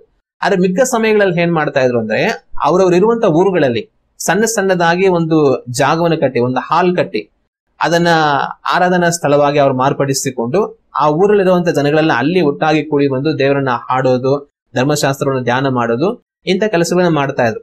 ಅದೇ ಒಂದು ಯಹೂದ್ಯರ ಸಭಾಮಂದಿರಗಳಾಗಿ ಪ್ರಾರಂಭವಾದವು, ಸಿನಗಾಗ್ಗಳಾಗಿ ಅದೇ ಕಾಣು ಬಂದವು. ಅಂತ ಒಂದು ಆರಾಧನೆ ಸ್ಥಳಗಳೇ ಯೇಸು ಸ್ವಾಮಿ ಮತ್ತೆ ಅಪೊಸ್ತಲರು ಸೇವೆ ಮಾಡುತ್ತಾ ಇದ್ದಂತ ಕಾಲಗಳಲ್ಲಿ ಆ ಯಹೂದ್ಯ ಜನಗಳ ಮಧ್ಯದಲ್ಲಿ ಇದ್ದದ್ದು. ಆಗ ಈ ರೀತಿಯಾಗಿ ಅವ್ರೇನ್ ಮಾಡಿದ್ರು ಅಂತಂದ್ರೆ ಈ ಒಂದು ಆರಾಧನೆ ಮಾಡುವಂತ ಸ್ಥಳಗಳನ್ನ ಅವ್ರು ಸಿದ್ಧಪಡಿಸ್ಕೊಳ್ತಾರೆ. ಅವ್ರೇನ್ ಮಾಡ್ತಾರೆ, ವಾರ ವಾರ ಸಬ್ಬತ್ ದಿನಗಳಲ್ಲಿ ಕೆಲಸ ಮಾಡಬಾರ್ದು ಅಂತ ದೇವರು ಹೇಳಿದ್ರು, ವಿಶ್ರಾಂತಿಯಿಂದ ಇರ್ಬೇಕಂತ ದೇವರು ಹೇಳಿದ್ರು. ಆದ್ರೆ ಆ ಸಮಯನ ಅವ್ರು ಯಾವ ರೀತಿ ಬದಲಾಯಿಸ್ಕೊಂಡ್ರು ಅಂದ್ರೆ ವಾರ ಸಬ್ಬ ದಿನದಲ್ಲಿ ಸಭೆಯಾಗಿ ಕೂಡಿ ಬಂದು ನಾವು ದೇವರನ್ನ ಆರಾಧನೆ ಮಾಡೋದಕ್ಕೆ, ದೇವರ ವಾಕ್ಯವನ್ನ ಧ್ಯಾನ ಮಾಡೋದಕ್ಕೆ ನಾವು ಒಪ್ಪಿಸ್ಕೊಡೋಣ ಅಂತ ಹೇಳಿ ಆ ರೀತಿಯಾಗಿ ಪ್ರಾರಂಭ ಮಾಡ್ಕೊಂಡ್ರು. ಇನ್ನು ಕೆಲವರು ಏನ್ ಹೇಳ್ತಾರೆ ಅಂದ್ರೆ, ಇದು ಯಾವಾಗ ಪ್ರಾರಂಭ ಆಯಿತು ಅಂದ್ರೆ ಮೋಶೆ ಕಾಲದಿಂದಲೂ ಸಹ ಈ ತರ ಇತ್ತು. ಮೋಶೆ ಕಾಲದಿಂದಲೂ ಸಹ ಅಲ್ಲಲ್ಲಿ ಅವರು ಚಿಕ್ಕ ಗುಂಪುಗಳಾಗಿ ಸೇರಿ ಆರಾಧನೆ ಮಾಡ್ತಾ ಇದ್ರು, ಧರ್ಮಶಾಸ್ತ್ರವನ್ನ ಅವ್ರು ಧ್ಯಾನ ಮಾಡ್ತಾ ಇದ್ರು ಅಂತ ಕೆಲವರು ಹೇಳ್ತಾರೆ. ಇನ್ ಕೆಲವರು ಏನ್ ಹೇಳ್ತಾರೆ ಅಂತಂದ್ರೆ, ಇಸ್ರಾಯೇಲ್ ಜನಗಳು ಅವ್ರ ಇಸ್ರಾಯೇಲ್ ದೇಶದಿಂದ ಬಾಬೆಲ್ ದೇಶದವರು ಅವರನ್ನ ಸರಿಯಾಗಿ ಹಿಡಿದುಕೊಂಡು ಹೋದ ನಂತರ ಇಸ್ರಾಯೇಲ್ ದೇಶದಲ್ಲಿ ಇರೋವರೆಗೂ ಅವರು ದೇವರ ಆಲಯಕ್ಕೆ ಬಂದು ಯಜ್ಞ ಮಾಡ್ತಾ ಇದ್ರು, ದೇವರನ್ನ ಆರಾಧನೆ ಮಾಡ್ತಾ ಇದ್ರು. ಆದ್ರೆ ಅವರನ್ನ ಬಾಬೆಲ್ ದೇಶದವರು ಸರಿಯಾಗಿ ಹಿಡಿದುಕೊಂಡು ಹೋದ ನಂತರ ಅವರಿಗೆ ದೇವರನ್ನ ಆರಾಧನೆ ಮಾಡೋದಕ್ಕೆ ಅವಕಾಶ ಇಲ್ಲ, ದೇವಾಲಯ ಇಲ್ಲ. ಆಗ ಆ ಬಾಬೆಲ್ ದೇಶದ ಸಂಸ್ಥಾನದಲ್ಲಿ ಅಂದ್ರೆ ಎಸ್ತೇರು, ದಾನಿಯೇಲು, ಮೊರ್ದೆಕೈ ಇವರೆಲ್ಲ ಸೆರೆಯಲ್ಲಿದ್ದಂತೆ ಆ ಕಾಲದಲ್ಲಿ ಇದ್ದಂತ ಯಹೂದ್ಯರು ದೇವರನ್ನ ಆರಾಧನೆ ಮಾಡೋದಕ್ಕೆ ಏನಾದ್ರೂ ಒಂದು ದಾರಿ ಇರ್ಬೇಕಲ್ಲ ಅಂತ ಹೇಳಿ ಆಗ ಅವರು ಒಂದು ಚಿಕ್ಕ ಗುಂಪುಗಳಾಗಿ ಅವರವ್ರು ಇರುವಂತಹ ಊರುಗಳಲ್ಲಿ ಒಟ್ಟಾಗಿ ಸೇರಿ ಬಂದು ಸಬ್ಬತ್ ದಿನದಲ್ಲಿ ದೇವರನ್ನ ಆರಾಧನೆ ಮಾಡೋದಕ್ಕೆ, ಧರ್ಮಶಾಸ್ತ್ರವನ್ನ ಧ್ಯಾನ ಮಾಡೋದಕ್ಕೆ ಅವರು ಪ್ರಾರಂಭ ಮಾಡಿದ್ರು. ಆಗ ಈ ಯಹೂದ್ಯರ ಸಭಾಮಂದಿರಗಳು ಪ್ರಾರಂಭವಾದವು ಅಂತ ಕೆಲವರು ಹೇಳ್ತಾರೆ. ಕೆಲವರು ಮೋಶೆ ಕಾಲದಿಂದಲೂ ಸಹ ಇತ್ತು. ಇಸ್ರಾಯೇಲ್ ದೇಶ ಪ್ರಾರಂಭ ಆದ ನಂತರ ಯೆಹೋಶುವ ಹೋಗಿ ಆ ದೇಶವನ್ನೆಲ್ಲ ಜಯಿಸಿ ಅವ್ರ ದೇಶವೆಲ್ಲ ಸಮಾಧಾನದಲ್ಲಿ ಇರುವಾಗ್ಲೂ ಸಹ ಆಗ್ಲೇನೆ ಅವರು ಆ ಒಂದು ಸಭಾಮಂದಿರಗಳನ್ನ ಮಾಡಿಕೊಂಡು ಅಲ್ಲಲ್ಲಿ ದೇವರನ್ನ ಆರಾಧನೆ ಮಾಡ್ತಾ ಇದ್ರು. ವಿಶೇಷವಾದ ದಿನಗಳಲ್ಲಿ ಯೆರೂಸಲೇಮ್ಗೆ ಹೋಗ್ತಾ ಇದ್ರು ಅಂತ ಕೆಲವರು ಹೇಳ್ತಾರೆ. ಕೆಲವರು ಆತರ ಇರಲಿಲ್ಲ, ಎಲ್ಲರೂ ಯೆರೂಸಲೇಮ್ ಮಾತ್ರ ಹೋಗಿ ಬರ್ತಾ ಇದ್ರು. ಆದ್ರೆ ಬಾಬೆಲ್ ದೇಶದವರು ಅವರನ್ನ ಸರಿಯಾಗಿ ಹಿಡಿದುಕೊಂಡು ಹೋದ ನಂತರ ಸಭಾಮಂದಿರಗಳನ್ನ ಸಿದ್ಧ ಮಾಡಿಕೊಂಡು ಅವರು ದೇವರನ್ನ ಆರಾಧನೆ ಮಾಡೋಕೆ ಪ್ರಾರಂಭ ಮಾಡಿದ್ರು ಅಂತ ಎರಡು ತರನು ಹೇಳ್ತಾರೆ. ಹೇಗೆ ಹೇಳಿದ್ರು ಸರಿ, ಒಟ್ಟಿನಲ್ಲಿ ಇವುಗಳು ಪ್ರಾರಂಭ ಆಯ್ತು. ಅದರಲ್ಲಿ ಸಬ್ಬ ದಿನದಲ್ಲಿ ಅವರು ದೇವರನ್ನ ಆರಾಧನೆ ಮಾಡೋದಕ್ಕೂ, ದೇವರ ವಾಕ್ಯವನ್ನು ಧ್ಯಾನ ಮಾಡೋದಕ್ಕೂ ಅವರು ಪ್ರಾರಂಭಿಸಿದ್ರು. ದೇವರು ಈ ಸಬ್ಬತ್ ದಿನವನ್ನ ಆಚರಣೆ ಮಾಡಿ ಅಂತ ಹೇಳಿ ಇಸ್ರಾಯೇಲ್ ಜನಗಳಿಗೆ ಹೇಳಿದ್ರಲ್ಲ, ಈ ಸಬ್ಬತ್ ದಿನವನ್ನ ಆಚರಣೆ ಮಾಡಬೇಕು ಅಂತ ದೇವರು ಅವರಿಗೆ ಹೇಳೋದಕ್ಕೆ ಕಾರಣ ಏನು? 6 ದಿನ ನೀವು ಕೆಲಸ ಮಾಡಬೇಕು, 7ನೇ ದಿವಸ ನೀವು ಕೆಲಸ ಮಾಡಬಾರದು, ವಿಶ್ರಾಂತಿ ಇರಬೇಕು ಅಂತ ದೇವರು ಹೇಳಿದ್ರಲ್ಲ, ಇದನ್ನ ದೇವರು ಹೇಳೋದಕ್ಕೆ ಕಾರಣ ಏನು? ಒಂದು ವೇಳೆ ಅವರು 7 ದಿನಗಳು ಕೂಡ ಕೆಲಸ ಮಾಡ್ಕೊಂಡೇ ಇದ್ದಿದ್ರೆ ಅದರಿಂದ ಏನಾಗ್ತಾ ಇತ್ತು? ದೇವರು ಏನಕ್ಕೆ ಈ ಒಂದು ಆಜ್ಞೆ ಕೊಟ್ರು ಅಂತಂದ್ರೆ ಅದಕ್ಕೆ ಹಲವಾರು ಕಾರಣಗಳಿದೆ. ಆ ಕಾರಣಗಳು ಏನು ಅನ್ನೋದನ್ನ ನಾವು ಧ್ಯಾನ ಮಾಡಿ ನೋಡೋಣ. ಮೊದಲನೇ ಕಾರಣ ಏನು ಅಂತಂದ್ರೆ, ಈ ಜನಗಳು ನನ್ನ ಆಜ್ಞೆಗೆ ಒಳಗಾಗೋದಿಲ್ಲ ಅನ್ನೋದನ್ನ ಪರೀಕ್ಷೆ ಮಾಡೋದಕ್ಕೆ ದೇವರು ಸಬ್ಬತ್ ದಿವಸವನ್ನ ನೇಮಿಸಿಕೊಟ್ರು. ದೇವರ ವಾಕ್ಯವನ್ನ ನಾವು ಓದಿ ನೋಡುವಾಗ ವಿಮೋಚನಾ ಕಾಂಡ ಪುಸ್ತಕ 16ನೇ ಅಧ್ಯಾಯ ವಾಕ್ಯಗಳು 27 ಮತ್ತು 28 ನಾವು ಓದಿ ನೋಡಿದರೆ ಅಲ್ಲಿ ಈ ರೀತಿಯಾಗಿದೆ. ಜನರಲ್ಲಿ ಕೆಲವರು 7ನೇ ದಿನದಲ್ಲಿ ಅದನ್ನು ಕೂಡಿಸಿಕೊಳ್ಳುವುದಕ್ಕೆ ಹೋದಾಗ ಅವರಿಗೆ ಏನೂ ಸಿಕ್ಕಲಿಲ್ಲ. ಆಗ ಯೆಹೋವನು ಮೋಶೆಗೆ, ನೀವು ಎಲ್ಲಿಯವರೆಗೂ ನನ್ನ ಆಜ್ಞೆಯನ್ನು, ನಾನು ಮಾಡಿರುವ ನಿಯಮವನ್ನು ಅನುಸರಿಸದೆ ಅಲಕ್ಷ್ಯ ಮಾಡುವಿರೋ ಅಂತ ಹೇಳ್ತಾರೆ. ದೇವರೇನ್ ಮಾಡ್ತಾರೆ, 6 ದಿನಗಳು ನೀವು ಮನ್ನವನ್ನು ಕೂಡಿಸ್ಕೊಳ್ಬಹುದು, 7ನೇ ದಿವಸ ನಿಮಗೆ ಮನ್ನ ಸಿಗೋದಿಲ್ಲ, ನೀವು ಕೂಡಿಸೋದಕ್ಕೆ ಆಗೋದಿಲ್ಲ. 6ನೇ ದಿವಸದಲ್ಲಿ ನಿಮಗೆ 2ರಷ್ಟು ಸಿಕ್ಕುತ್ತೆ, ಅದನ್ನ ನೀವು 7ನೇ ದಿವಸ ಉಪಯೋಗಿಸಿಕೊಳ್ಳಬೇಕು. 7ನೇ ದಿವಸ ಮನ್ನವನ್ನು ಹುಡುಕುವುದಕ್ಕೋಸ್ಕರ ನೀವು ಸುತ್ತಿ ತಿರುಗಾಡಬಾರದು ಅಂತ ದೇವರು ಹೇಳ್ತಾರೆ. ಆದ್ರೆ ಈ ಜನಗಳೇನ್ ಮಾಡ್ತಾರೆ, 6ನೇ ದಿವಸ 2ರಷ್ಟವರೆಗೆ ಮನ್ನ ಸಿಕ್ಕಿದ್ರು ಕೂಡ 7ನೇ ದಿವಸ ಸಿಗುತ್ತಾ ನೋಡೋಣ ಅಂತ ಹೋಗಿ ಸುತ್ತಿ ತಿರುಗಾಡ್ಕೊಂಡ್ ಬರ್ತಾರೆ. ಎಲ್ಲೂ ಸಿಗೋದಿಲ್ಲ, ಆಮೇಲೆ ಸುಮ್ಮನಾಗ್ತಾರೆ. ಆದ್ರೆ ದೇವ್ರೇನ್ ಮಾಡ್ತಾರೆ, ಅದನ್ನ ನೋಡಿ ಅವ್ರನ್ನ ಗದರಿಸೋದನ್ನ ನಾವು ಕಾಣ್ತೀವಿ. ಎಲ್ಲಿವರೆಗೂ ನಾನು ಮಾಡಿರುವಂತ ನಿಯಮಗಳನ್ನ ನೀವು ಕೈಗೊಂಡು ನಡೆಯೋದಿಲ್ಲ, ಎಲ್ಲಿವರೆಗೂ ಅದನ್ನ ಅಲಕ್ಷ್ಯ ಮಾಡ್ತೀರಾ, ನಾನು ಹೇಳೋದನ್ನ ಎಲ್ಲಿವರೆಗೂ ನೀವು ಕೇಳೋದಿಲ್ಲ ಅಂತ ದೇವರು ಬೇಸರದಿಂದ ಮಾತಾಡೋದನ್ನ ನಾವು ಕಾಣ್ತೀವಿ. ಹಾಗೆ ದೇವರು ಸಬ್ಬತ್ ದಿನವನ್ನ ಅವ್ರಿಗೆ ನೇಮಿಸಿ ಕೊಡೋದಕ್ಕೆ ಕಾರಣ ಏನಂತಂದ್ರೆ, ನಾನು ಹೇಳುವಂತ ಮಾತನ್ನ ಇವರು ಕೇಳೋದಿಲ್ವಾ ಅನ್ನೋದನ್ನ ದೇವರು ಪರೀಕ್ಷೆ ಮಾಡೋದಕ್ಕೋಸ್ಕರ ಅದನ್ನ ಮಾಡಿದ್ರು. ದೇವರು ಆದಾಮನನ್ನು ಹವ್ವಳನ್ನ ಉಂಟು ಮಾಡಿ ಅವರನ್ನ ಏದೇನ್ ತೋಟದಲ್ಲಿ ಇಡ್ತಾರೆ, ಇಟ್ಟುಬಿಟ್ಟು ನೀವು ಎಲ್ಲಾ ಹಣ್ಣು ತಿನ್ಬೋದು, ಈ ಒಂದು ಒಳ್ಳೆಯದರ ಕೆಟ್ಟದರ ಅರಿವನ್ನು ಉಂಟು ಮಾಡುವಂತ ಮರದ ಹಣ್ಣನ್ನು ತಿನ್ನಬಾರದು ಅಂತ ಅವ್ರು ಹೇಳ್ತಾರೆ. ಆದ್ರೆ ಒಂದಷ್ಟು ಕಾಲ ಬಹುಶಃ ಅವ್ರು ತಿಂದರೆ ಇದ್ದಿರ್ಬೋದು, ಆದ್ರೆ ಒಂದು ದಿವಸ ಅದನ್ನ ತಿಂದು ಬಿಡ್ತಾರೆ. ದೇವರು ಅದನ್ನ ಏನಕ್ಕೆ ಹೇಳಿದ್ರು, ಆ ತಿನ್ನೋದ್ರಿಂದ ಏನ್ ಆಗ್ಬಿಡುತ್ತೆ ಅಂತಂದ್ರೆ, ಆ ಹಣ್ಣನ್ನ ತಿಂದುಬಿಟ್ಟಿದ ಮಾತ್ರಕ್ಕೆ ಅವ್ರಿಗೇನು ಆಗೋದಿಲ್ಲ. ಆದ್ರೆ ಅವರು ದೇವರಿಗೆ ವಿಧೇಯರಾಗ್ತಾರೋ ಅಥವಾ ವಿಧೇಯರಾಗೋದಿಲ್ವೋ ಅನ್ನೋದ್ರ ಮೇಲೆ ಏನಾದ್ರೂ ಆಗುತ್ತೆ. ಒಂದು ವೇಳೆ ಅವ್ರು ಹಣ್ಣನ್ನ ತಿನ್ನದೇ ಇರುವಾಗ ದೇವರಿಗೆ ವಿಧೇಯರಾಗಿ ಬದುಕ್ತಾ ಇದಾರೆ ಅಂತ ಅರ್ಥ. ಆದ್ರೆ ಯಾವತ್ತು ಅವ್ರ ಹಣ್ಣನ್ನು ತಿಂದು ಬಿಡ್ತಾರೋ ಆವತ್ತು ದೇವರಿಗೆ ಅವಿಧೇಯರಾದರು ಅಂತ ಅರ್ಥ. ಆಗ ದೇವರಿಗೆ ಅವಿಧೇಯರಾದದ್ರಿಂದ ಮನುಷ್ಯನಲ್ಲಿ ಪಾಪವು ಕಾಣಿಸಿಕೊಂಡಿತ್ತು. ಅದೇ ರೀತಿ ಇಸ್ರಾಯೇಲ್ ಜನಗಳಿಗೆ ದೇವರೇನ್ ಮಾಡಿದ್ರು, ಸಬ್ಬತ್ ದಿವಸವನ್ನ ಏರ್ಪಡಿಸಿದ್ರು. ನೋಡಿ, 6 ದಿನ ನೀವು ಕೆಲಸ ಮಾಡಿ, 7ನೇ ದಿವಸ ನೀವು ಕೆಲಸ ಮಾಡಬಾರದು, ವಿಶ್ರಾಂತಿಯಿಂದ ಇರಿ ಅಂತ ಹೇಳಿ ನೇಮಿಸಿದ್ರು. ಕಾರಣ ಏನಂದ್ರೆ, ಆ ಜನಗಳು ಏನ್ ಮಾಡ್ತಾರೆ ನೋಡೋಣ. ನಾನ್ ಮಾಡಿರಂತ ಈ ನಿಯಮವನ್ನ ಅವರು ಪಾಲಿಸೋದಿಲ್ವಾ ಅಂತ ನೋಡೋಣ ಅಂತ ಪರೀಕ್ಷೆಗೋಸ್ಕರ ದೇವರು ಏರ್ಪಡಿಸೋದು. ಆ ಜನಗಳು ಏನ್ ಮಾಡಿದ್ರು ಅಂದ್ರೆ ಅದನ್ನ ನಿರ್ಲಕ್ಷ್ಯ ಮಾಡ್ಕೊಂಡೇ ಬಂದ್ರು. ಪ್ರಾರಂಭದಿಂದಲೂ ಕೂಡ ಕಡೆಯವರೆಗೂ ಸಹ ಅವ್ರು ನಿರ್ಲಕ್ಷ್ಯ ಮಾಡ್ತಾನೆ ಬಂದ್ರು. ಅದನ್ನ ಯಾವತ್ತೂ ಮನಪೂರ್ವಕವಾಗಿ ಪರಿಪೂರ್ಣವಾಗಿ ಅವ್ರು ಕೈಗೊಂಡು ನಡೆದದ್ದೇ ಇಲ್ಲ. ಕೆಲ ಜನಗಳು ಕೈಗೊಂಡು ನಡೀತಾ ಇದ್ರೆ ಕೆಲ ಜನಗಳು ಕೈಗೊಂಡು ನಡೆಯೋದಿಲ್ಲ. ಈ ರೀತಿನೇ ಅವ್ರ ಜೀವಮಾನ ಕಾಲ ಎಲ್ಲ ಕೂಡ ಇಸ್ರಾಯೇಲ್ ಜನಗಳು ಇರೋದನ್ನ ನಾವು ಕಾಣ್ತೀವಿ. ಅದಕ್ಕೋಸ್ಕರವಾಗಿ ದೇವರು ಈ ಒಂದು ಇಸ್ರಾಯೇಲ್ ಜನಗಳನ್ನೆಲ್ಲ ಬಾಬೆಲ್ ಕೈಯವರಿಗೆ ಕೊಟ್ಟು ಅವರನ್ನ ಸೆರೆಗೆ ಕಳುಹಿಸಿದ ನಂತರ ಇಡೀ ಯಹೂದ್ಯ ದೇಶ ಒಬ್ಬರು ಸಹ ಇಲ್ಲದೆ ಅದು ನಿರ್ಜನವಾದ ನಂತರ ಯೆರೆಮೀಯನ ಹತ್ರ ದೇವರು ಹೇಳ್ತಾರೆ ಏನಂತಂದ್ರೆ, ನಾನು ಇವರಿಗೆ ಸಬ್ಬತ್ ಕಾಲಗಳನ್ನು ನೇಮಿಸಿದೆ, ಸಬ್ಬತ್ ದಿನದಲ್ಲಿ ವಿಶ್ರಾಂತಿಯಿಂದ ಇರ್ರಿ, ನಿಮ್ ಕೆಲಸಗಳು ಮಾಡಬೇಡಿ ಅಂತ. ಆದ್ರೆ ಈ ಜನಗಳು ನಾನು ಹೇಳಿದನ್ನ ಕೈಗೊಂಡು ನಡೆಯಲಿಲ್ಲ. ಇದರಿಂದ ನಾನೇನ್ ಮಾಡ್ತೀನಿ, ಈ ಜನಗಳನ್ನೆಲ್ಲ ನಾನು ಬಾಬೆಲಿನ ಅರಸನ ಕೈ ಕೊಡ್ತೇನೆ. ಅವನು ಇವ್ರನ್ನೆಲ್ಲ ತೆಗೆದುಕೊಂಡು ಹೋಗಿ ಸೆರೆಯಲ್ಲಿ ಹಾಕ್ತಾನೆ. 70 ವರ್ಷಗಳ ಕಾಲ ಅವರು ಬಾಬೆಲ್ ಅರಸನ ಕೈ ಕೆಳಗಡೆಯಲ್ಲಿ ಸೆರೆಯಲ್ಲಿ ಇರಬೇಕಾಗತ್ತೆ. ಆದ್ರೆ ಈ ಜನಗಳು 70 ವರ್ಷಗಳ ಕಾಲ ಬಾಬೆಲ್ ದೇಶದಲ್ಲಿ ಆ ಒಂದು ರಾಜನ ಕೈಯಲ್ಲಿ ಇವರು ಸೆರೆಯಾಳಾಗಿರುವಾಗ ದೇಶ ತನ್ನ ಸಬ್ಬತ್ ದಿನವನ್ನ ಅದು ಅನುಭವಿಸುತ್ತೆ ಅಂತ ಹೇಳ್ತಾರೆ. ದೇವರು ಹೇಳೋ ಮಾತೇನಂದ್ರೆ 70 ವರ್ಷ ಇಸ್ರಾಯೇಲ್ ದೇಶ ಆ ಭೂಮಿ ಸಬ್ಬತ್ ಕಾಲವನ್ನ ಅನುಭವಿಸುತ್ತೆ. ಅಂದ್ರೆ ನಾನು ಕೊಡುವಂತ ಈ ಭೂಮಿಯಲ್ಲಿ ನೀವು ವಾರ ವಾರ ಒಂದೊಂದು ದಿವಸ ವಿಶ್ರಾಂತಿಯನ್ನು ಅನುಭವಿಸಬೇಕು. ನನ್ನ ಭೂಮಿಗೆ ನೀವು ವಿಶ್ರಾಂತಿ ಕೊಡಬೇಕು ಅಂತ ನಾನು ಹೇಳಿದೆ. ಆದ್ರೆ ಅವ್ರು ಹೇಳಿ ಮಾತು ಕೇಳಿಲ್ಲ. ಯಾವಾಗಲೂ ಕೆಲಸ ಮಾಡಿ ಭೂಮಿಯನ್ನೆಲ್ಲ ಅವ್ರು ಹಾಳು ಮಾಡಿದ್ರು. ಆದ್ರೆ ನಾನು ಇವಾಗ ಏನ್ ಮಾಡ್ತೀನಿ, ಇವ್ರನ್ನೆಲ್ಲ ಸೆರೆ ಕಳಿಸ್ಬಿಟ್ಟು 70 ವರ್ಷ ನನ್ನ ದೇಶಕ್ಕೆ ನಾನು ವಿಶ್ರಾಂತಿ ಕೊಡ್ತೀನಿ, ಸಬ್ಬತ್ ಕಾಲವನ್ನು ಅದಕ್ಕೆ ಕೊಡ್ತೀನಿ ಅಂತ ದೇವರ ವಾಕ್ಯದಲ್ಲಿ ದೇವರು ಹೇಳೋದನ್ನ ನಾವು ಕಾಣ್ತೇವೆ. ಆಗ ಈ ಸಬ್ಬತ್ತನ್ನ ದೇವರು ನೇಮಿಸೋದಕ್ಕೆ ಕಾರಣ ಏನಂತಂದ್ರೆ, ಮೊದಲು ಆ ಜನಗಳು ದೇವರ ಆಜ್ಞೆಯನ್ನೇ ಕೈಗೊಂಡು ನಡೆಯೋದಿಲ್ವಾ ಅನ್ನೋದನ್ನ ಪರೀಕ್ಷೆ ಮಾಡೋದಕ್ಕೋಸ್ಕರ ದೇವರವರಿಗೆ ಸಬ್ಬತ್ತನ್ನ ನೇಮಿಸೋದನ್ನ ನಾವು ಕಾಣ್ತೇವೆ. ಆದ್ರೆ ಆ ಜನಗಳು ಅದನ್ನ ಕೈಗೊಳ್ಳದೆ ಎಲ್ಲಾ ಕಾಲಗಳಲ್ಲಿಯೂ ಅದನ್ನ ತಿರಸ್ಕರಿಸಿ ಬದುಕುವಂತದನ್ನ ದೇವರ ವಾಕ್ಯದಲ್ಲಿ ನಾವು ಕಾಣಬಹುದು. ಮತ್ತೆ ಎರಡನೇದಾಗಿ ದೇವರು ಯಾವ ಕಾರಣಕ್ಕೆ ಸಬ್ಬತ್ ದಿವಸವನ್ನು ನೇಮಿಸಿದರು ಅಂತಂತಂದ್ರೆ, ದೇವರೇ ಆಕಾಶವನ್ನು ಭೂಮಿಯನ್ನು ಸಮಸ್ತವನ್ನು ಉಂಟು ಮಾಡಿದ್ದಾರೆ ಅನ್ನೋದನ್ನ ಇಸ್ರಾಯೇಲ್ ಜನಗಳಿಗೆ ಜ್ಞಾಪಕ ಪಡಿಸೋದಕ್ಕೋಸ್ಕರ ದೇವರು ಈ ಸಬ್ಬತ್ ದಿನವನ್ನ ಏರ್ಪಡಿಸಿಕೊಟ್ಟರು. ನಾವು ದೇವರ ವಾಕ್ಯವನ್ನ ಓದಿ ನೋಡುವಾಗ ವಿಮೋಚನಾ ಕಾಂಡ ಪುಸ್ತಕ 20ನೇ ಅಧ್ಯಾಯ 11ನೇ ವಾಕ್ಯವನ್ನ ನಾವು ಓದಿ ನೋಡಿದರೆ ಅಲ್ಲಿ ದೇವರು ಈ ರೀತಿಯಾಗಿ ಹೇಳುತ್ತಾರೆ, 6 ದಿನಗಳಲ್ಲಿ ಯೆಹೋವನು ಭೂಮಿ ಆಕಾಶಗಳನ್ನು ಸಮುದ್ರವನ್ನು ಅವುಗಳಲ್ಲಿರುವ ಸಮಸ್ತವನ್ನು ನಿರ್ಮಾಣ ಮಾಡಿ 7ನೇ ದಿನದಲ್ಲಿ ವಿಶ್ರಮಿಸಿಕೊಂಡನು. ಆದ್ದರಿಂದ ಯೆಹೋವನು ಸಬ್ಬತ್ ದಿನವನ್ನು ತನ್ನ ದಿನವಾಗಿರಲಿ ಎಂದು ಆಶೀರ್ವದಿಸಿದನು. ದೇವರು 6 ದಿವಸ ಎಲ್ಲಾ ಸೃಷ್ಟಿಯನ್ನು ಉಂಟು ಮಾಡಿ 7ನೇ ದಿವಸದಲ್ಲಿ ಅವರು ವಿಶ್ರಮಿಸಿಕೊಂಡರು ಎಂಬುದಾಗಿ ಇದೆ. ಅದೇ ರೀತಿಯಾಗಿ ನೀವು ಸಹ 6 ದಿವಸ ಕೆಲಸ ಮಾಡಿ 7ನೇ ದಿವಸದಲ್ಲಿ ವಿಶ್ರಮಿಸಿಕೊಳ್ಳಬೇಕು ಅಂತ ಸಬ್ಬತ್ ದಿವಸದ ವಿಷಯವಾಗಿ ಹೇಳುವಾಗ ದೇವರು ಅವರಿಗೆ ಹೇಳೋದನ್ನ ನಾವು ಕಾಣ್ತೀವಿ. ಆಗ ಈ ಸಬ್ಬತ್ ದಿವಸವನ್ನು ಆಚರಿಸುವಾಗ ಆ ಸಬ್ಬತ್ ದಿವಸ ಅವರಿಗೆ ಏನನ್ನ ಜ್ಞಾಪಕ ತರುತ್ತೆ ಅಂತಂದ್ರೆ, ದೇವರೇ ಸಕಲವನ್ನು ಉಂಟು ಮಾಡಿದ್ದಾರೆ ಅನ್ನೋದನ್ನ ಯಾವಾಗ್ಲೂ ಅವ್ರಿಗೆ ಜ್ಞಾಪಕ ತರುತ್ತೆ.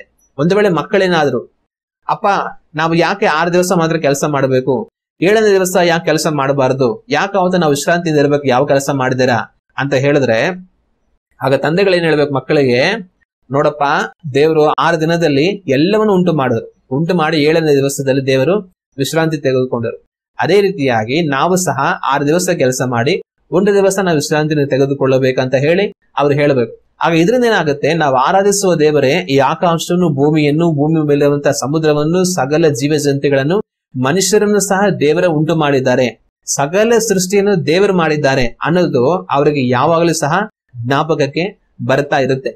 ಆ ಒಂದು ಕಾರಣಕ್ಕೋಸ್ಕರ ದೇವರೇ ನಮ್ಮನ್ನು ಸಕಲವನ್ನು ಉಂಟು ಮಾಡಿದ್ದಾರೆ ಅನ್ನೋದನ್ನ ಅವರು ಜ್ಞಾಪಕ ಇಟ್ಟುಕೊಳ್ಳಬೇಕನ್ನೋದಕ್ಕೋಸ್ಕರ, ಮಕ್ಕಳಿಗೆ ಕಲಿಸಬೇಕು ಅನ್ನೋದಕ್ಕೋಸ್ಕರ ದೇವರು ಆ ಸಬ್ಬತ್ ದಿವಸವನ್ನ ನೇಮಿಸಿಕೊಡುವುದನ್ನ ನಾವು ಕಾಣ್ತೇವೆ. ಮತ್ತೆ ಇನ್ನು ಆ ಸಬ್ಬತ್ ದಿವಸವನ್ನ ದೇವರು ನೇಮಿಸೋದಕ್ಕೆ ಕಾರಣ ಏನಂತಂದ್ರೆ, ಅದನ್ನ ಒಂದು ಸೂಚನೆಯಾಗಿ ಇಸ್ರಾಯೇಲ್ ಜನಗಳಿಗೆ ಒಂದು ಒಡಂಬಡಿಕೆಯ ಸೂಚನೆಯಾಗಿ ದೇವರದನ್ನ ನೇಮಿಸಿಕೊಟ್ರು.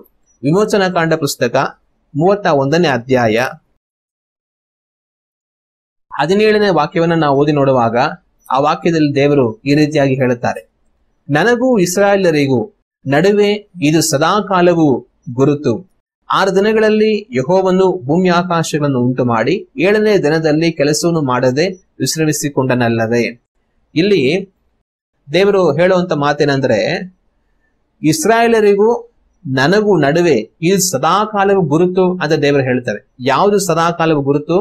ಈ ಸಬ್ಬತ್ ದಿವಸ ನನಗೂ ಇಸ್ರಾಯೇಲ್ ಜನಗಳಿಗೂ ಸದಾಕಾಲವು ಗುರುತು. ನಾನ್ ನಿಮಗೆ ದೇವರಾಗಿದ್ದೇನೆ, ನೀವು ನನಗೆ ಸ್ವಂತ ಜನಗಳಾಗಿದ್ದೀರಿ ಅನ್ನೋದಕ್ಕೋಸ್ಕರ ಗುರುತಾಗಿ ದೇವರು ಸಬ್ಬತ್ ದಿವಸವನ್ನ ಏರ್ಪಡಿಸಿಕೊಡುತ್ತೆ. ಮತ್ತೆ ಇನ್ನು ದೇವರು ಈ ಒಂದು ಸಬ್ಬತ್ ದಿವಸನ ನೇಮಿಸುವುದಕ್ಕೆ ಕಾರಣ ಏನಂತಂದ್ರೆ, ಆ ಜನಗಳು ವಿಶ್ರಾಂತಿಯನ್ನ ಪಡೆಯುವಂತವರುಗಳಾಗಿ ಇರಬೇಕು ಅನ್ನೋದಕ್ಕೋಸ್ಕರ ದೇವರು ಇದನ್ನ ನೇಮಿಸಿದ್ರು. ನಾವು ದೇವರ ವಾಕ್ಯವನ್ನು ಓದಿ ನೋಡುವಾಗ ವಿಮೋಚನಾ ಕಾಂಡ ಪುಸ್ತಕ 20ನೇ ಅಧ್ಯಾಯ 10ನೇ ವಾಕ್ಯ, 7ನೇ ದಿನವು ನಿನ್ನ ದೇವರಾದ ಯೆಹೋವನಿಗೆ ಮೀಸಲಾದ ವಿಶ್ರಾಂತಿ ದಿನವಾಗಿದೆ. ಅದರಲ್ಲಿ ನೀನು ಯಾವ ಕೆಲಸವನ್ನು ಮಾಡಬಾರದು. ನಿನ್ನ ಗಂಡು ಮಕ್ಕಳು, ಹೆಣ್ಣು ಮಕ್ಕಳು, ಗಂಡಾಳು, ಹೆಣ್ಣಾಳು, ಪಶುಗಳು, ನಿನ್ನ ಊರಲ್ಲಿರುವ ಅನ್ಯ ದೇಶದವರು ಯಾವ ಕೆಲಸವನ್ನು ಮಾಡಬಾರದು.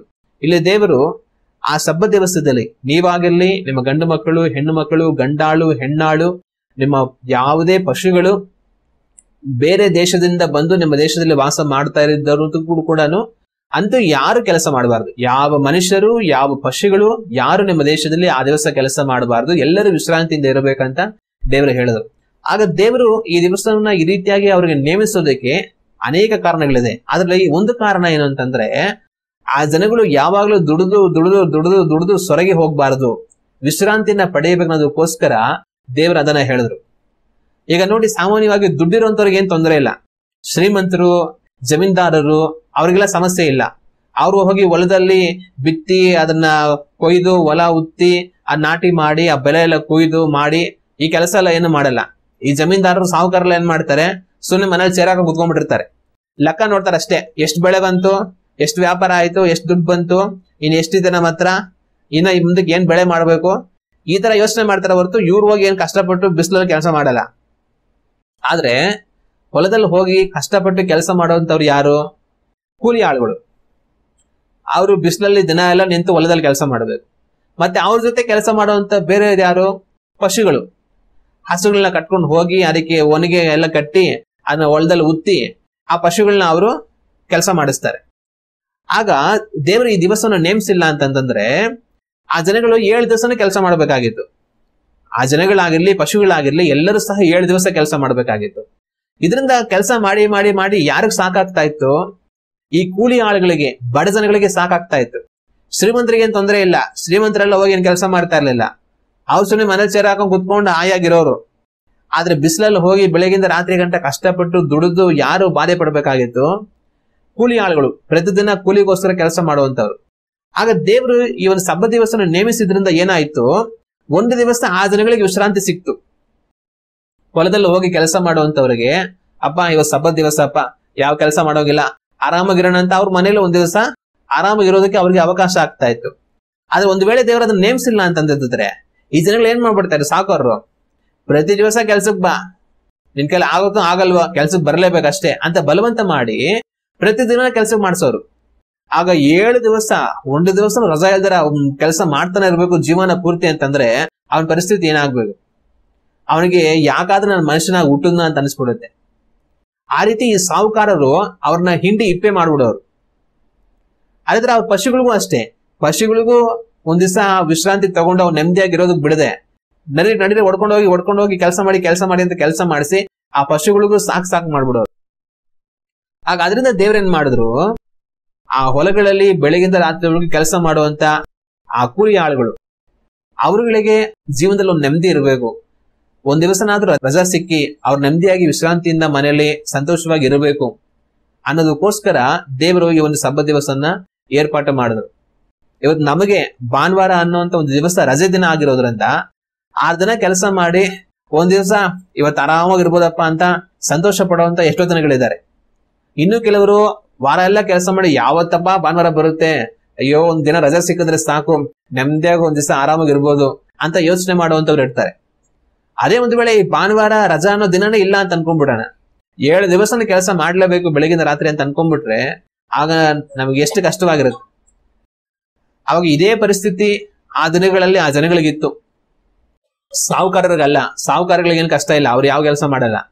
ಅದೇ ಬಡವರು, ಸಾಧಾರಣ ಜನಗಳು ಯಾವಲ್ಲಿ ಕೆಲಸ ಮಾಡ್ಬೇಕಾದ ಪರಿಸ್ಥಿತಿ ಇತ್ತು. ಆಗ ದೇವ್ರೇನ್ ಮಾಡಿದ್ರು ಅಂತಂದ್ರೆ ಆ ಜನಗಳಿಗೆ ವಿಶ್ರಾಂತಿ ಕೊಡಬೇಕು. 6 ದಿವಸ ಕೆಲಸ ಮಾಡ್ಲಿ, ಒಂದ್ ದಿವಸ ಅವ್ರು ನೆಮ್ಮದಿಯಾಗಿ ವಿಶ್ರಾಂತಿಯಿಂದ ಮನೇಲಿರಲಿ. ವಾರ ಪೂರ್ತಿ ಕೆಲಸ ಮಾಡಿದ್ರೆ ಜೀವನ ಪೂರ್ತಿ ಅವ್ರು ಕೆಲಸ ಮಾಡ್ತಾನೆ ಇರ್ಬೇಕು. ಆಗ ಅವ್ರ ಬದುಕು ತುಂಬಾ ಕಷ್ಟ ಆಗ್ಬಿಡುತ್ತೆ ಅಂತ ದೇವ್ರು ಯೋಚನೆ ಮಾಡಿ ಅವರ ಕೂಲಿ ಆಳುಗಳಿಗೆ, ಅವ್ರ ಪಶುಗಳಿಗೆ, ಎಲ್ಲವುಗಳಿಗೂ ಒಂದ್ ದಿವಸ ವಿಶ್ರಾಂತಿ ಕೊಡ್ಬೇಕಂತ ತೀರ್ಮಾನ ಮಾಡಿ ಈ ಸಬ್ಬತ್ ದಿವಸವನ್ನು ನೇಮಿಸಿದ್ರು. ಆದ್ರೂ ಕೂಡ ಆ ಶ್ರೀಮಂತರಿಗೆ ಮನಸ್ಸಿಲ್ಲ. ಈ ಸಬ್ಬತ್ ದಿವಸವನ್ನು ಇಸ್ರಾಯೇಲ್ ಜನಗಳಲ್ಲಿ ಮುಖ್ಯವಾಗಿ ಯಾರು ಪಾಲಿಸಿಲ್ಲ ಅಂತಂದ್ರೆ ಈ ಶ್ರೀಮಂತರುಗಳೇ ಪಾಲಿಸಿಲ್ಲ. ಯಾಕಂದ್ರೆ ಇವ್ರಿಗೆ ಒಂದ್ ದಿವಸ ಕೆಲಸ ಮಾಡೋದನ್ನ ರಜೆ ಕೊಟ್ಟು ಎಲ್ಲಾರು ಮನೇಲಿ ಕುಂಡ್ರಿಸಿದ್ರೆ ಕೂಲಿ ಆಳುಗಳನ್ನೆಲ್ಲ ಇವ್ರಿಗೆ ನಷ್ಟ ಆಗತ್ತಲ್ವಾ. ಆಗ ಮುಖ್ಯವಾಗಿ ಈ ಶ್ರೀಮಂತರುಗಳು ದುಡ್ಡಿರುವಂತವರೇ ಈ ಸಬ್ಬತ್ ದಿವಸವನ್ನು ಆಚರಿಸ್ತಾ ಇರಲಿಲ್ಲ. ಹೋಗಿ ಕೆಲ್ಸಕ್ಕೆ ಹೋಗಿ ಅಂತ ಕಳಿಸಿ ಕೆಲಸ ಮಾಡಿಸಿ ದುಡ್ಡು ಸಂಪಾದನೆ ಮಾಡಬೇಕು, ಅವ್ರ ಐಶ್ವರ್ಯ ಇನ್ನೂ ಜಾಸ್ತಿ ಆಗಬೇಕು ಅನ್ನೋ ಒಂದು ಕೆಟ್ಟ ಉದ್ದೇಶದಿಂದ ಅವ್ರು ಸಬ್ಬತ್ ದಿವಸ ಪಾಲನೆ ಮಾಡೋದಕ್ಕೆ ಬಿಡ್ತಾ ಇರಲಿಲ್ಲ. ಅದೇ ರೀತಿ ಇನ್ನು ಬೇರೆ ಬೇರೆ ಕೆಲಸ ಮಾಡುವಂತವ್ರು, ಅವರು ಒಂದ್ ದಿವಸ ಸುಮ್ಮನೆ ಇದ್ರೆ ನಮಗೆ ದುಡ್ಡು ವೇಸ್ಟ್ ಆಗುತ್ತಲ್ಲ, ಹೋಗಿ ಕೆಲಸ ಮಾಡೋಣ ಅಂತ ಹೋಗಿ ಕೆಲಸ ಮಾಡಿ ದುಡ್ಡು ಸಂಪಾದನೆ ಮಾಡ್ಕೊಳ್ಳೋಂತ ಯೋಚನೆ ಮಾಡ್ತಾ ಇದ್ರು. ಅಂತ ಯೋಚನೆ ಇರೋರು ಕೂಡ ಸಬ್ಬತ್ ದಿವಸವನ್ನ ಆಚರಣೆ ಮಾಡ್ತಾ ಇರಲಿಲ್ಲ. ಆದ್ರೆ ದೇವರು ಸಬ್ಬತ್ ದಿವಸವನ್ನ ಏರ್ಪಾಡು ಮಾಡಿದ ಕಾರಣ ಒಂದು, ಅವ್ರ ಕೆಲಸದಿಂದ ವಿಶ್ರಾಂತಿ ಪಡೆದು ಸಮಾಧಾನವಾಗಿ ನೆಮ್ಮದಿಯಾಗಿರ್ಲಿ. ಮುಖ್ಯವಾಗಿ ಬಡವರು, ಕೂಲಿ ಆಳುಗಳು, ಅವ್ರ ಜೀವಿತ ನೆಮ್ಮದಿಯಾಗಿರ್ಲಿ, ಯಾವಾಗ್ಲೂ ದುಡಿದು ಅವ್ರ ಜೀವಿತ ಬೇಸತ್ತು ಹೋಗಬಾರದು ಅನ್ನೋದಕ್ಕೋಸ್ಕರ ದೇವರು ಅದನ್ನ ಏರ್ಪಾಟು ಮಾಡಿಕೊಟ್ರು. ಇವಾಗ ಎಷ್ಟೋ ಕುಟುಂಬಗಳಲ್ಲಿ ಪರಿಸ್ಥಿತಿ ಏನು ಅಂತಂದ್ರೆ, ಮಕ್ಕಳು ಕಣ್ಣು ಬಿಡಕ್ ಮುಂಚೆ ಅಪ್ಪ ಇರಲ್ಲ ಮನೆಯಲ್ಲಿ. ಮಕ್ಕಳು ಸಾಮಾನ್ಯವಾಗಿ ಲೇಟಾಗಿ ಎದೊಳೋದು, ಒಂದು 8 ಗಂಟೆಗೆ ಎದೊಳ್ತಾರೆ. 8 ಗಂಟೆಗೆ ಎದ್ದೋಷ್ಟರಲ್ಲಿ ಅಪ್ಪ ಹೋಗ್ಬಿಟ್ಟಿರ್ತಾರೆ ಕೆಲ್ಸಕ್ಕೆ ಅಂತ ಅನ್ಬಿಟ್ಟು. ಮತ್ತೆ ಅವ್ರಪ್ಪ ಕೆಲಸ ಮುಗಿಸ್ಕೊಂಡು ರಾತ್ರಿ ಮನೆಗೆ ಬರೋಷ್ಟ್ರಲ್ಲಿ ಇವ್ರು ಮಲಗ್ಬಿಟ್ಟಿರ್ತಾರೆ. ಆಗ ಎಷ್ಟೋ ದಿನಗಳಿಗೆ ಅವ್ರ ಅಪ್ಪನೇ ಕಾಣಿಸಲ್ಲ ಮನೆಯಲ್ಲಿ. ಮಕ್ಕಳು ಹೇಳಕ್ ಮುಂಚೆನೆ ಅಪ್ಪ ಕೆಲ್ಸಕ್ಕೆ ಹೋಗ್ಬಿಟ್ಟಿರ್ತಾರೆ. ಮಕ್ಕಳು ಅಪ್ಪ ಬರೋಷ್ಟ್ರಲ್ಲಿ ಮಲಗ್ಬಿಟ್ಟಿರ್ತಾರೆ. ಆಗ ದಿನ ಎಲ್ಲ ಎಷ್ಟೋ ಮನೆಗಳಲ್ಲಿ ಚಿಕ್ಕ ಮಕ್ಕಳು ಅವ್ರ ಅಪ್ಪಂದ್ರನೇ ನೋಡೋದಿಲ್ಲ. ಇವಾಗ ವಾರ ಪೂರ್ತಿ ಕೆಲಸ ಮಾಡ್ತಾನೆ ಇರ್ತಾರೆ ಅಂತಂದ್ರೆ ಅವ್ರ ಅಪ್ಪನ ಅವ್ರು ಯಾವತ್ತೂ ನೋಡೋದೇ ಇಲ್ಲ.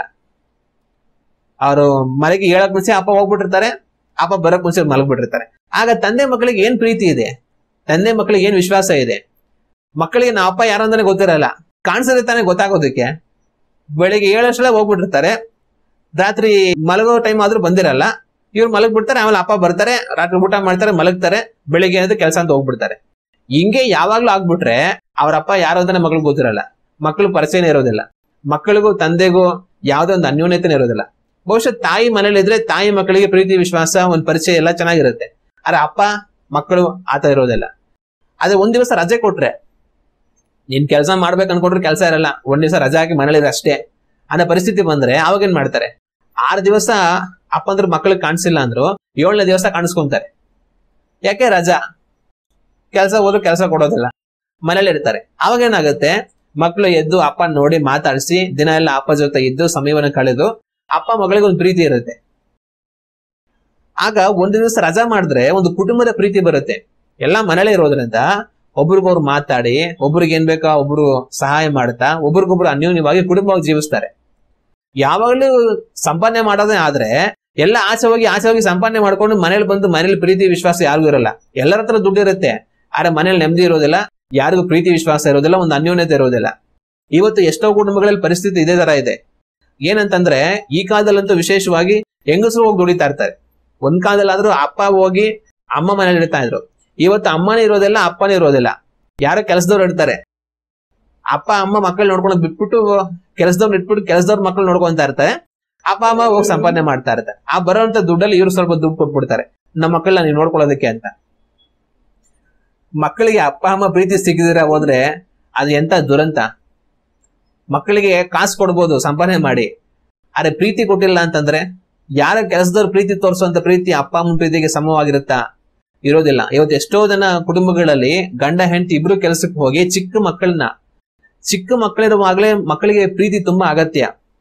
ಚಿಕ್ಕ ಮಕ್ಕಳಿರುವಾಗ ಅವ್ರ ಮನಸ್ಸಿನಲ್ಲಿ ಯಾವ್ದು ತುಂಬಾ ಬೇರಿರುತ್ತೋ ಅದೇ ಮುಂದಕ್ಕೆ ದೊಡ್ಡದಾಗಿ ಬೆಳೆಯೋದು. ಚಿಕ್ಕ ಮಕ್ಕಳಿರುವಾಗ ಅವ್ರಿಗೆ ತುಂಬಾ ಪ್ರೀತಿ ತೋರಿಸಿ ಒಳ್ಳೇದು ಹೇಳ್ಕೊಟ್ಟು ಅವ್ರ ಮನಸ್ಸು ಸಂತೋಷವಾಗಿರುವ ಹಾಗೆ ನೋಡ್ಕೊಂಡು ಅವ್ರನ್ನ ಬೆಳೆಸುವಾಗ ಅವ್ರಿಗೆ ಅವ್ರು ಬೆಳೀತಾ ಅದೇ ಭಾವನೆಗಳು ಅವರಲ್ಲಿ ಹಂಗೆ ಬರುತ್ತೆ. ಅವರಲ್ಲಿ ಇನ್ನೊಬ್ಬರಿಗೆ ಪ್ರೀತಿ ತೋರಿಸೋದು, ಒಳ್ಳೇದ್ ಮಾಡೋದು, ಸಂತೋಷವಾಗಿ ಮಾತಾಡೋದು, ಇದರ ಒಳ್ಳೆ ಭಾವನೆಗಳು ಬರುತ್ತೆ. ಆದ್ರೆ ಚಿಕ್ಕ ಮಕ್ಕಳಿರುವಾಗ ಅವ್ರನ್ನ ನೋಡ್ಕೊಂಡು ಸರಿಯಾಗಿ ಜೀವನದ ಮೌಲ್ಯಗಳನ್ನ ಅವ್ರಿಗೆ ಕಲಿಸಿಲ್ಲ ಅಂತಂದ್ರೆ ದೊಡ್ಡವರಾದ್ಮೇಲೆ ಅವರು ಅದೇ ತರ ಆಗ್ಬಿಡ್ತಾರೆ. ಈಗ ಅಪ್ಪ ಅಮ್ಮ ನೋಡ್ಕೊಳ್ಳೋದಕ್ಕೂ ಯಾರು ದುಡ್ಡು ಕೊಟ್ಟು ಸಂಬಳ ಕೊಟ್ಟು ನೋಡ್ಕೊಳ್ಳೋಂಥವ್ರಿಗೂ ಒಂದೇ ಅಲ್ಲ. ದುಡ್ಡು ಇಸ್ಕೊಂಡು ಮಕ್ಳು ನೋಡ್ಕೊಳ್ಳೋರು ಏನ್ ಮಾಡ್ತಾರೆ? ಅವ್ರಿಗೆ ಪ್ರೀತಿ ಇರೋದಿಲ್ಲ, ದುಡ್ಡುಗೋಸ್ಕರ ಅಲ್ಲಿ ಬರ್ತಾರೆ ಅಷ್ಟೇ. ಅವ್ರೇನ್ ಮಾಡ್ತಾರೆ? ಊಟ ಕೊಡ್ತಾರೆ ಟೈಮ್ಗೆ. ಅದಾದ್ಮೇಲೆ ಮಕ್ಕಳು ಅಲ್ಲಿ ಹೋಗಿ ಬಿದ್ದು ಏಟ್ ಮಾಡ್ಕೊಳ್ತಿದ್ದಂಗೆ ಆಟ ಸಾಮಾನು ಕೊಟ್ಬಿಟ್ಟು ಬಿಟ್ಬಿಡ್ತಾರೆ. ಅಕಸ್ಮಾತ್ ಮಕ್ಕಳೇನಾದ್ರು ತಪ್ಪು ಮಾಡಿದ್ರೆ ಏನ್ ಮಾಡ್ತಾರೆ, ತಂದೆ ತಾಯಿ ಆಗಿದ್ರೆ ಅವ್ರ ಸ್ವಂತ ಮಕ್ಕಳಾಗಿರೋದ್ರಿಂದ ಮಕ್ಕಳನ್ನ ತುಂಬಾ ಪ್ರೀತಿಯಿಂದ ಮಾತಾಡಿಸಿ ಅವ್ರಿಗೆ ಬುದ್ಧಿ ಹೇಳ್ತಾರೆ. ಒಂದ್ ವೇಳೆ ಅವ್ರನ್ನ ಗದರಿಸಿದ್ರು, ಅಕಸ್ಮಾತ್ ಹೊಡೆದ್ರು ಕೂಡ ಆಮೇಲೆ ಪ್ರೀತಿ ತೋರಿಸಿ ಹಂಗೆ ಅವ್ರು ಸಮಾಧಾನ ಮಾಡ್ತಾರೆ. ಆದ್ರೆ ಸಂಬಳಕ್ಕೋಸ್ಕರ ದುಡ್ಡಿಸ್ಕೊಂಡು ಮಾಡೋರು ಏನ್ ಮಾಡ್ತಾರೆ, ಕೋಪ ಬಂದ್ರೆ ಚಿಟಾ ಪಟೇಲ್ ಅಂತ ಹೊಡಿತಾರೆ. ಹೊಡೆದ್ಮೇಲೆ ಆ ಮಕ್ಕಳು ಅಳ್ತಾ ಇರುತ್ತೆ. ಆಮೇಲೆ ಆ ಮಕ್ಕಳು ಹಂಗೆ ಸುಮ್ಮನೆ ಆಗ್ಬಿಡ್ತಾರೆ. ಇವ್ರು ತಿಂಡಿ ಏನೋ ಕೊಟ್ಬಿಟ್ಟು ಸುಮ್ಮನೆ ಅಳ್ಬೇಡ, ನಿಮ್ಮಪ್ಪ ನಿಮ್ಮಮ್ಮ ಬರೋ ಟೈಮ್ ಆಯ್ತು, ಬಂದ್ರೆ ಆಮೇಲೆ ಏನ್ ಅನ್ಕೊಂತಾರೆ ಅಂತ ಅನ್ಬಿಟ್ಟು ತಿಂಡಿ ಕೊಟ್ಬಿಟ್ಟು ಸಮಾಧಾನ ಮಾಡ್ಬಿಟ್ಟು ಸುಮ್ಮನೆ ಆಗ್ಬಿಡ್ತಾರೆ. ಆಗ ಆ ಮಕ್ಕಳಿಗೆ ನಿಜವಾದ ಪ್ರೀತಿ ಸಿಗೋದಿಲ್ಲ. ಆಗ ನಿಜವಾದ ಪ್ರೀತಿ ಅವ್ರಿಗೆ ಸಿಗದೇ ಇರುವಾಗ ಏನಾಗುತ್ತೆ ಅಂದ್ರೆ, ಅವ್ರು ಬೆಳೀತಾ ಅವರಲ್ಲೂ ಕೂಡ ಆ ಪ್ರೀತಿ ಬರೋದಿಲ್ಲ. ಅವರು ಒಂಥರ ಒರಟು ಸ್ವಭಾವದವರಾಗಿ ಬೆಳೆದ್ಬಿಡ್ತಾರೆ. ಚಿಕ್ಕ ಮಕ್ಳು ಇರುವಾಗ ತಂದೆ ತಾಯಿ ಇದ್ರೆ ತುಂಬಾ ಅವ್ರನ್ನ ಹತ್ತಿರವಾಗಿ ಇದ್ಕೊಂಡು ಅವ್ರನ್ನ ಪ್ರೀತಿ ತೋರಿಸಿ ಅವ್ರನ್ನ ಬೆಳೆಸ್ತಾರೆ. ದೊಡ್ಡವರಾದ್ಮೇಲೆ ಅವರು ಕೂಡ ಅದೇ ತರ ಇನ್ನೊಬ್ಬರಿಗೆ ಪ್ರೀತಿ ತೋರಿಸುವಂತವರಾಗಿ ಒಂದು ಒಳ್ಳೆ ಭಾವನೆ ವ್ಯಕ್ತಪಡಿಸುವಂತವರಾಗಿ ಆ ಮಕ್ಕಳು ಬೆಳೆದು ಬರೋದಕ್ಕೆ ಅವಕಾಶ ಇರುತ್ತೆ. ಆದ್ರೆ ಕೆಲಸದವ್ರ ಹತ್ರ ಬಿಟ್ರೆ, ಕೆಲಸದ ಹೋಗ್ಬಿಟ್ಟು ತುಂಬಾ ಪ್ರೀತಿ ತೋರಿಸ್ಕೊಂಡು ಎದ್ದು ಮುದ್ದಾಡಿ ಎಲ್ಲ ಸಾಕೋದಿಲ್ಲ. ಸುಮ್ನೆ ಊಟ ಹಾಕ್ಬಿಟ್ಟು ಬಿಟ್ಬಿಟ್ಟು ಸುಮ್ಮನೆ ಬಿಟ್ಟಿರ್ತಾರೆ. ಆಗ ವೈಯಕ್ತಿಕವಾದ ಒಂದು ಪ್ರೀತಿ ಅನ್ಯೋನ್ಯತೆ ಅನ್ನೋದು ಆ ಮಕ್ಕಳಿಗೆ ಸಿಗೋದಿಲ್ಲ. ದೊಡ್ಡವರಾದ್ಮೇಲೆ ಅವರು ಹಂಗೆ ಆಗ್ಬಿಡ್ತಾರೆ. ಯಾರು ಸೇರಲ್ಲ, ಯಾರ ಹತ್ರನೂ ಮಾತಾಡಲ್ಲ, ಯಾರ ಹತ್ರನೂ ಪ್ರೀತಿಯಿಂದ ನಡ್ಕೊಳ್ಳಲ್ಲ, ಅವ್ರ ಪಾಡ್ದವ್ರು ಇರ್ತಾರೆ. ಯಾಕಂದ್ರೆ ಚಿಕ್ಕ ವಯಸ್ಸಲ್ಲಿ ಇವ್ರಿಗೆ ಯಾರು ಆತರ ಪ್ರೀತಿ ತೋರಿಸಿ ಅನ್ಯೋನ್ಯ ಬೆಳೆಸೋದಿಲ್ಲ. ದೊಡ್ಡವರಾದ್ಮೇಲೆ ಕೂಡ ಅವರು ಯಾರ ಜೊತೆ ಪ್ರೀತಿಯಾಗಿ ಬರೆಯೋದಿಲ್ಲ. ಪ್ರೀತಿ, ವಿಶ್ವಾಸ, ಒಂದು ಸಂತೋಷ, ಒಂದು ಐಕ್ಯತೆ, ಅನ್ಯೋನ್ಯತೆ ಒಂದು ಅರ್ಥನೇ ಅವ್ರಿಗೆ ಗೊತ್ತಿರೋದಿಲ್ಲ. ಒಂಥರ ಏನೋ ಬದುಕ್ತಾ ಇದೀವಿ ಅನ್ಬಿಟ್ಟು ಹೊರಟಾಗಿ ಬದುಕುವಂತವರಲ್ಲಾಗಿರ್ತಾರೆ. ಆದ್ರೆ ಈ ತರ ಮಾಡೋದು ತಪ್ಪು. ದೇವರು ನಮಗೆ ಮಕ್ಕಳನ್ನು ಕೊಟ್ಟಿದ್ದು, ನೀವು ಮಕ್ಕಳನ್ನ ಯಾರ ಹತ್ರ ಬೇರೆ ಹತ್ರ ಬಿಟ್ಬಿಟ್ಟು ನೀವು ಹೋಗಿ ದುಡ್ಡು ಸಂಪಾದನೆ ಮಾಡ್ಕೊಂಡಿರಿ ಅಂತಲ್ಲ. ದೇವ್ರ ಮಕ್ಕಳು ಕೊಟ್ಟಿದ್ದು ನಾವು ಮಕ್ಕಳನ್ನ ಪ್ರೀತಿಯಿಂದ ಎತ್ತು ಹೊತ್ತು ಸಾಕಿ ಬೆಳೆಸಿ ಅವ್ರಿಗೆ ದೇವರನ್ನ ತೋರಿಸ್ಬೇಕು ಅನ್ನೋದಕ್ಕೋಸ್ಕರ ದೇವ್ರ ಮಕ್ಕಳು ಕೊಟ್ರು. ಇವತ್ತು ಎಷ್ಟೋ ಜನ ಮಕ್ಕಳನ್ನ ಯಾರು ಕೆಲಸದವ್ರ ಕೈ ಕೊಟ್ಬಿಟ್ಟು ಇವರು ಬೇರೆಯವ್ರ ಕೈ ಕೆಳಗಡೆ ಕೆಲಸದವ್ರಾಗಿ ಬದುಕ್ತಾ ಇರ್ತಾರೆ. ಇದು ತಪ್ಪು. ಮಕ್ಕಳ ಒಂದು ಒಳ್ಳೆಯ ಭವಿಷ್ಯ ಕೆಟ್ಟು ಹೋಗೋದಕ್ಕೆ ಅವಕಾಶ ಇರುತ್ತೆ. ಮಕ್ಕಳಲ್ಲಿ ಒಂದು ಒಳ್ಳೆಯ ಜೀವಿತದ ಮೌಲ್ಯಗಳು ಬರದ ಹಾಗೆ ಆಗಿ ಬಿಡೋದಕ್ಕೆ ಅವಕಾಶ ಇರುತ್ತೆ. ನಾಳೆ ಆ ಮಕ್ಕಳು ತಂದೆ ತಾಯಿ ಮಾತನ್ನ ಕೇಳದ ಹೋಗೋದಕ್ಕೆ ಅವಕಾಶ ಆಗುತ್ತೆ. ಯಾಕಂದ್ರೆ ಚಿಕ್ಕ ವಯಸ್ಸಿನ ಜೊತೆಲಿ ಎತ್ಕೊಂಡು ಬೆಳೆಸಿದ್ರೆ ತಾನೇ ಆ ಒಂದು ಪ್ರೀತಿ, ಅನ್ಯೋನ್ಯತೆ ಭಾವನೆ ಇರುವಾಗ ಏನ್ ಹೇಳಿದ್ರು ಕೇಳ್ತಾರೆ. ಇವ್ರು ಬೆಳೆಸಿರೋದಿಲ್ಲ, ಯಾರೋ ಬೆಳೆಸಿರ್ತಾರೆ ಸಂಬಳ ಕೊಟ್ಟು, ಆಮೇಲೆ ಅವ್ರು ಕೆಲಸ ಬಿಟ್ಬಿಟ್ಟು ಹೋಗ್ಬಿಡ್ತಾರೆ. ಇನ್ನೊಬ್ರು ಯಾರೋ ಬಂದು ನೋಡ್ಕೊಂತಾ ಇರ್ತಾರೆ. ಆಗ ಅವ್ರಿಗೆ ಪ್ರೀತಿಗೆ ಅರ್ಥನೇ ಗೊತ್ತಿರೋದಿಲ್ಲ, ಒಂದು ಅನ್ಯೋನ್ಯತೆಗೆ ಅರ್ಥನೇ ಗೊತ್ತಿರೋದಿಲ್ಲ. ಅಪ್ಪ ಅಮ್ಮ ಹೇಳಿದ್ರೆ ಅಪ್ಪ ಅಮ್ಮ ಮಾತು ಕೇಳೋದಿಲ್ಲ. ಯಾಕಂದ್ರೆ ಅವ್ರು ಯಾವಾಗಲೂ ಮನೇಲಿ ಇರೋದೇ ಇಲ್ಲ, ಎಲ್ಲಿರ್ತಾರೆ ಅವ್ರಿಗೆ ಗೊತ್ತಿಲ್ಲ. ಯಾವ ನೋಡ್ರು ಕೆಲಸ ಕೆಲಸ ಕೆಲಸ. ಅವಾಗ ಇದು ಈ ಕಡೆಗಾಲಗಳಲ್ಲಿ ಕುಟುಂಬಗಳು ಹಾಳಾಗಿ ಹೋಗೋದಕ್ಕೆ ಒಂದು ಮುಖ್ಯ ಕಾರಣ. ಆದ್ರೆ ನಮ್ ಕುಟುಂಬಗಳಲ್ಲಿ ಆತರ ಇರಬಾರ್ದು. ನಮ್ಗೆ ಯಾವಾಗ್ಲೂ ಕೆಲಸನೇ ಆಗ್ಬಾರ್ದು, ಯಾವಾಗ್ಲೂ ಸಂಪಾದನೆ ಆಗ್ಬಾರ್ದು, ಯಾವಾಗ್ಲೂ ದುಡ್ಡೇ ಆಗ್ಬಾರ್ದು. ಕುಟುಂಬವಾಗಿ ಪ್ರೀತಿ, ವಿಶ್ವಾಸ, ಸಂತೋಷ, ಒಂದು ಐಕ್ಯತೆ ಅದು ತುಂಬಾ ಮುಖ್ಯ. ದುಡ್ಡು ಎರಡನೇದು. ಇವತ್ತು ಎಷ್ಟೋ ಕುಟುಂಬಗಳಲ್ಲಿ ದುಡ್ಡು ಮುಖ್ಯವಾಗಿ ಕುಟುಂಬಗಳು ಹಾಳಾಗೋಗಿದೆ. ನಾಳೆ ದುಡ್ಡು ನಮ್ಮ ಹತ್ರ ಬೇಜಾನ್ ಇರ್ಬೋದು, ನಮ್ ಕುಟುಂಬ ಇಲ್ಲಾಂದ್ರೆ ಏನ್ ಪ್ರಯೋಜನ? ತಂದೆ ತಾಯಿ ಮಕ್ಕಳು, ಒಂದು ಹೆಂಡತಿ ಗಂಡ, ಒಂದು ಪ್ರೀತಿ, ವಿಶ್ವಾಸ, ಅನ್ಯೋನ್ಯತೆ, ಸಂತೋಷ ಇಲ್ದಿರ ದುಡ್ಡು ಕೊಳಿತಾ ಇದೆ, ಏನ್ ಪ್ರಯೋಜನ? ಇವತ್ತು ಎಷ್ಟೋ ಜನ ದುಡ್ಡು ಕೊಳಿತಾ ಇದೆ, ಆದ್ರೆ ಮನಸ್ಸಲ್ಲಿ ನೆಮ್ಮದಿ ಇಲ್ಲ, ಸಂತೋಷ ಇಲ್ಲ, ಪ್ರೀತಿಯಿಂದ ಮಾತಾಡೋರಿಲ್ಲ, ಪ್ರೀತಿಯಿಂದ ಅವ್ರನ್ನ ಕರೆಯೋರು ಇಲ್ಲ, ಅವ್ರು ಏನ್ ಬೇಕೋ ನೋಡೋರಿಲ್ಲ. ಕಾರಣ ಅವರಿಗೆ ಒಂದು ಕುಟುಂಬದ ಪ್ರೀತಿ, ಅನ್ಯೋನ್ಯತೆ ಮುಖ್ಯ ಆಗಲಿಲ್ಲ, ದುಡ್ಡೇ ಮುಖ್ಯ ಆಯ್ತು. ಕುಟುಂಬಗಳನ್ನ ಹಾಳು ಮಾಡ್ಕೊಂಡ್ರು. ಇವತ್ತು ನಾನು ನೀವು ದುಡ್ಡಿಗೋಸ್ಕರ, ಕೆಲಸಕ್ಕೋಸ್ಕರ ಕುಟುಂಬಗಳನ್ನ ಹಾಳು ಮಾಡ್ಕೊಂಡ್ಬಾರ್ದು. ಮೊದಲು ನಾವು ಕುಟುಂಬವಾಗಿ ಪ್ರೀತಿ, ಸಂತೋಷ, ಒಂದು ಒಳ್ಳೆ ಐಕ್ಯತೆಯಿಂದ ನಾವು ಬೆರೆತು ಜೀವಿಸುವಂತವರಾಗಿರ್ಬೇಕು. ಆಮೇಲೆ ನಾವು ನಮ್ಮ ಕುಟುಂಬದ ಅಗತ್ಯಕ್ಕೆ ಬೇಕಾದಂತ ಹಣವನ್ನು ಸಂಪಾದನೆ ಮಾಡ್ಕೊಳ್ಬೇಕು. ಆದ್ರೆ ಹಣವನ್ನು ಸಂಪಾದನೆ ಮಾಡ್ಕೊಳ್ಳೋದೇ ಮುಖ್ಯವಾಗಿ, ಕುಟುಂಬಗಳನ್ನ ಬಲಿ ಕೊಡಬಾರ್ದು. ಎಷ್ಟೋ ಜನ ಆ ಕೆಲಸ ಮಾಡ್ತಾ ಇರ್ತಾರೆ. ಅವಾಗ ಇಂಥ ಪರಿಸ್ಥಿತಿ ಇಸ್ರಾಯೇಲ್ ಜನಗಳು ಬರಬಾರ್ದು ಅಂತಾನೆ ದೇವ್ರ ಸಬ್ಬತ್ ದಿವಸ ನೇಮಿಸಿದ್ರು. ಯಾಕಂದ್ರೆ ಈ ಜನಗಳು ಬಿಟ್ಬಿಟ್ರೆ ಯಾವಾಗಲೂ ಕೆಲಸ ಮಾಡ್ಕೊಂಡಿರ್ತಾರೆ. ಗಂಡ ಹೆಂಡತಿ ಮಕ್ಕಳಂತ ಒಬ್ರಿಗೂ ಪ್ರೀತಿ ಇರೋದಿಲ್ಲ, ಒಂದು ಅನ್ಯೋನ್ಯತೆ ಇರೋದಿಲ್ಲ, ಏನೂ ಇರೋದಿಲ್ಲ. ಬರೀ ದುಡ್ಡು ಮೇಲೆ ಇವ್ರ ಗಮನ ಇರುತ್ತೆ ಹೊರತು, ಕೆಲಸಗಳ ಮೇಲೆ ಇವ್ರ ಗಮನ ಇರುತ್ತೆ ಹೊರತು, ಕುಟುಂಬವಾಗಿ ಇವ್ರು ಯಾವತ್ತೂ ಅನ್ಯೋನ್ಯವಾಗಿ ಇರೋದಿಲ್ಲ. ಆದ್ರೆ ಕುಟುಂಬವಾಗಿ ಅನ್ಯೋನ್ಯವಾಗಿ ಇರ್ಬೇಕು ಅಂತಂದ್ರೆ ಒಂದು ದಿವಸ ಕಡ್ಡಾಯವಾಗಿ ಇವ್ರನ್ನೆಲ್ಲ ಮನೇಲೆ ಬಿಡ್ಬೇಕು. ಆಗೇನ್ ಮಾಡ್ತಾರೆ, ಒಬ್ರಿಗೊಬ್ರು ಅನ್ಯೋನ್ಯವಾಗಿ ಜೀವಿಸೋದಕ್ಕೆ ಅವಕಾಶ ಆಗುತ್ತೆ, ಕುಟುಂಬವನ್ನು ಪ್ರೀತಿಸ್ತಾರೆ ಅಂತ ಹೇಳಿ ದೇವ್ರ ಸಬ್ಬತ್ ದಿವಸವನ್ನ ಏರ್ಪಡಿಸಿಕೊಟ್ರು. ಇವತ್ತು ನಮ್ಮ ಕುಟುಂಬಗಳು ಯಾವ ರೀತಿ ಇದೆ ಅನ್ನೋದು ಕೂಡ ಒಂದು ಕ್ಷಣ ನಾವು ಯೋಚನೆ ಮಾಡಿ ನೋಡಬೇಕು. ಯಾವಾಗ್ಲೂ ಸಂಪಾದನೆ ಕೆಲಸ ಅಲ್ಲ, 6 ದಿವಸ ಕೆಲಸ ಮಾಡಿ ಒಂದು ದಿವಸ ನಾವು ಕುಟುಂಬವಾಗಿ ಅನ್ಯೋನ್ಯತೆಯಲ್ಲಿರೋದಕ್ಕೆ ನಾವು ಗಮನವಾಗಿರ್ಬೇಕು. ಮತ್ತೆ ಇನ್ನು ಈ ಇಸ್ರಾಯೇಲ್ ಜನಗಳಿಗೆ ದೇವರು ಸಬ್ಬತ್ ದಿವಸವನ್ನ ನೇಮಿಸಿ ಕೊಡೋದಕ್ಕೆ ಕಾರಣ ಏನು ಅಂತಂದ್ರೆ, ಧರ್ಮೋಪದೇಶ ಕಾಂಡ ಪುಸ್ತಕ 5ನೇ ಅಧ್ಯಾಯ ವಾಕ್ಯಗಳು 15 ಓದಿ ನೋಡಿದರೆ ಅಲ್ಲಿ ಈ ರೀತಿಯಾಗಿ ಬರೆಯಲ್ಪಟ್ಟಿದೆ. ಐಗುಪ್ತ ದೇಶದಲ್ಲಿ ನೀವು ದಾಸತ್ವದಲ್ಲಿ ಇದ್ದದ್ದನ್ನು ನಿಮ್ಮ ದೇವರಾದ ಯೆಹೋವನು ಭುಜ ಪರಾಕ್ರಮದಿಂದಲೂ ಶಿಕ್ಷಾ ಹಸ್ತರಿಂದಲೂ ನಿಮ್ಮನ್ನೇ ಬಿಡುಗಡೆ ಮಾಡಿದ್ದನ್ನು ಜ್ಞಾಪಕ ಮಾಡಿಕೊಳ್ಳಿರಿ. ನೀವು ಸಬ್ಬತ್ ದಿನವನ್ನು ಆಚರಿಸಬೇಕೆಂಬುದನ್ನು ನಿಮ್ಮ ದೇವರಾದ ಯೆಹೋವನು ಇದಕ್ಕಾಗಿಯೇ ಆಜ್ಞಾಪಿಸಿದ್ದಾನೆ. ಇಲ್ಲಿ ಮೋಶೆ ಇಸ್ರಾಯೇಲ್ ಜನಗಳಿಗೆ ಒಂದು ಮಾತು ಹೇಳ್ತಾರೆ. ದೇವರು ನಿಮಗೆ ಸಬ್ಬತ್ ದಿವಸನ ಆಚರಿಸಬೇಕಂತ ಏನಕ್ಕೆ ಹೇಳಿದ್ದಾರೆ ಅಂತಂದ್ರೆ, ನೀವು ಐಗುಪ್ತ ದೇಶದಲ್ಲಿ ದಾಸತ್ವದಲ್ಲಿ ಇದ್ದಿರಿ ಅನ್ನೋದನ್ನ ನೀವು ಜ್ಞಾಪಕ ಮಾಡಿಕೊಳ್ಳುವಂತೆಯೂ, ದೇವರು ಅಲ್ಲಿ ತನ್ನ ಭುಜಬಲ ಪರಾಕ್ರಮವನ್ನು ಉಪಯೋಗಿಸಿ ಅಲ್ಲಿಂದ ನಿಮ್ಮನ್ನು ಬಿಡಿಸಿ ನಿಮ್ಮನ್ನ ಇವತ್ತು ಈ ದೇಶಕ್ಕೆ ತಂದಿದ್ದಾರೆ ಅನ್ನೋದು ನಿಮಗೆ ಜ್ಞಾಪಕದಲ್ಲಿ ಇರುವ ಹಾಗೆ ನೀವು ಸಬ್ಬತ್ ದಿವಸವನ್ನು ಆಚರಿಸಬೇಕು ಅಂತ ಮೋಶೆ ಹೇಳೋದನ್ನು ನಾವು ಕಾಣ್ತೀವಿ. ಹಾಗಾದ್ರೆ ಅರ್ಥ ಏನು? ಇವರು ಮೊದಲು ಐಗುಪ್ತ ದೇಶದಲ್ಲಿ ದಾಸತ್ವದಲ್ಲಿ ತುಂಬಾ ಕಷ್ಟಪಟ್ಟು ಬದುಕ್ತಾ ಇದ್ರು.